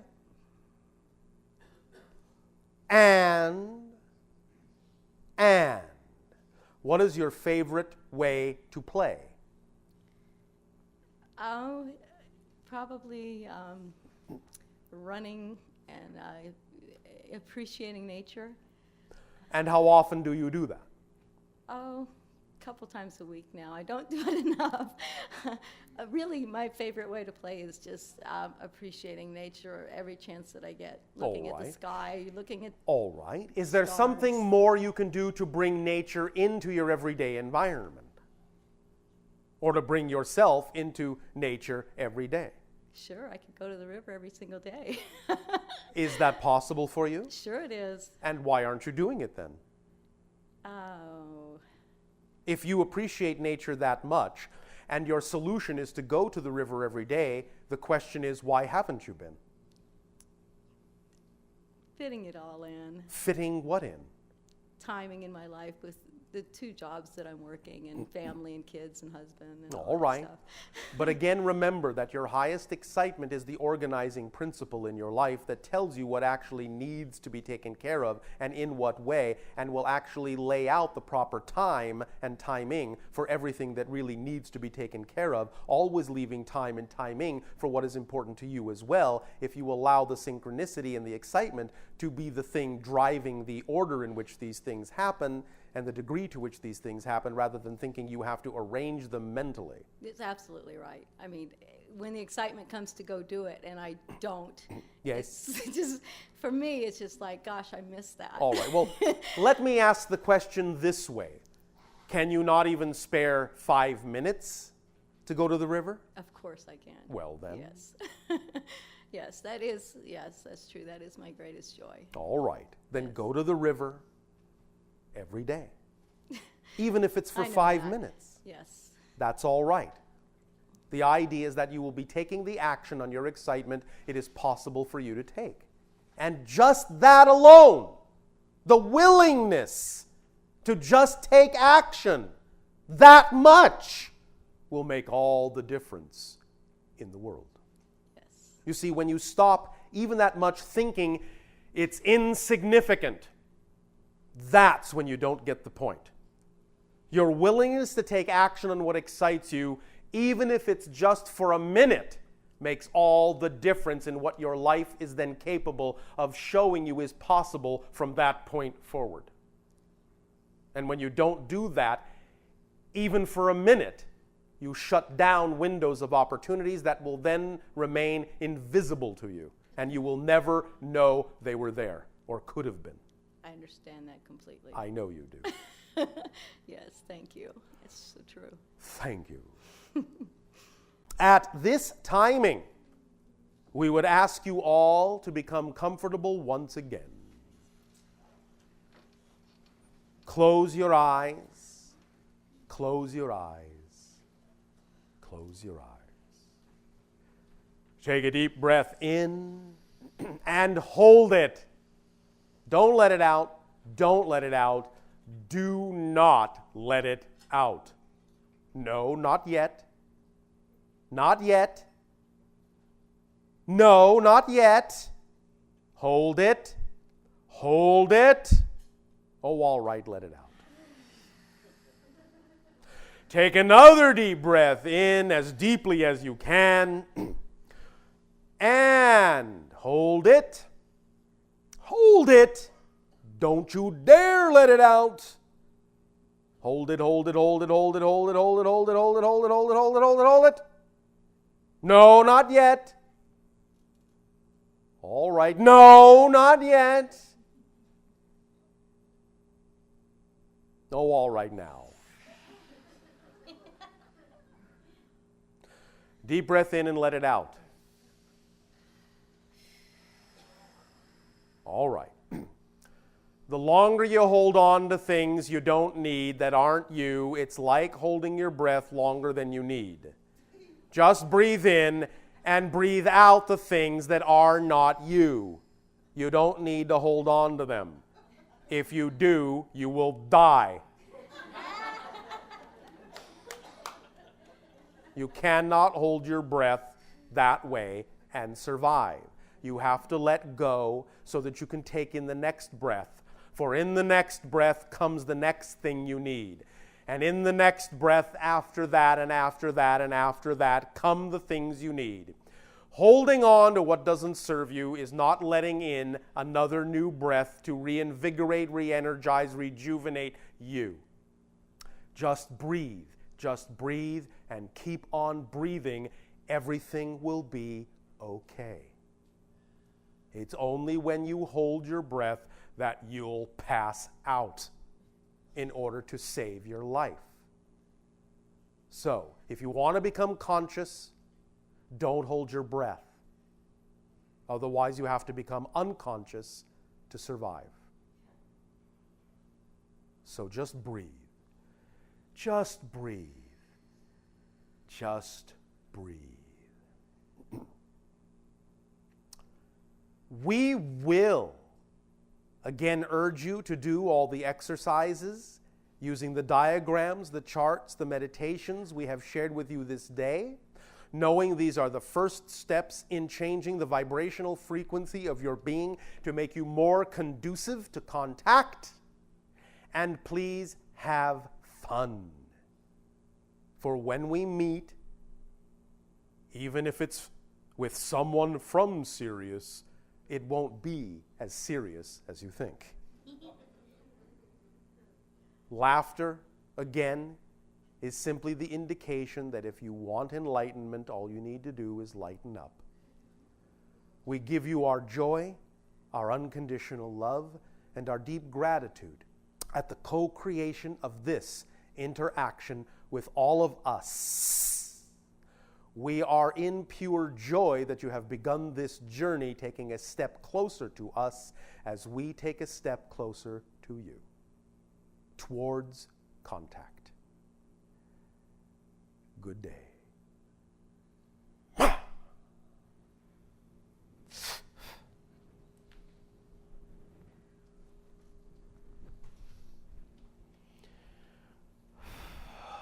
How did it go?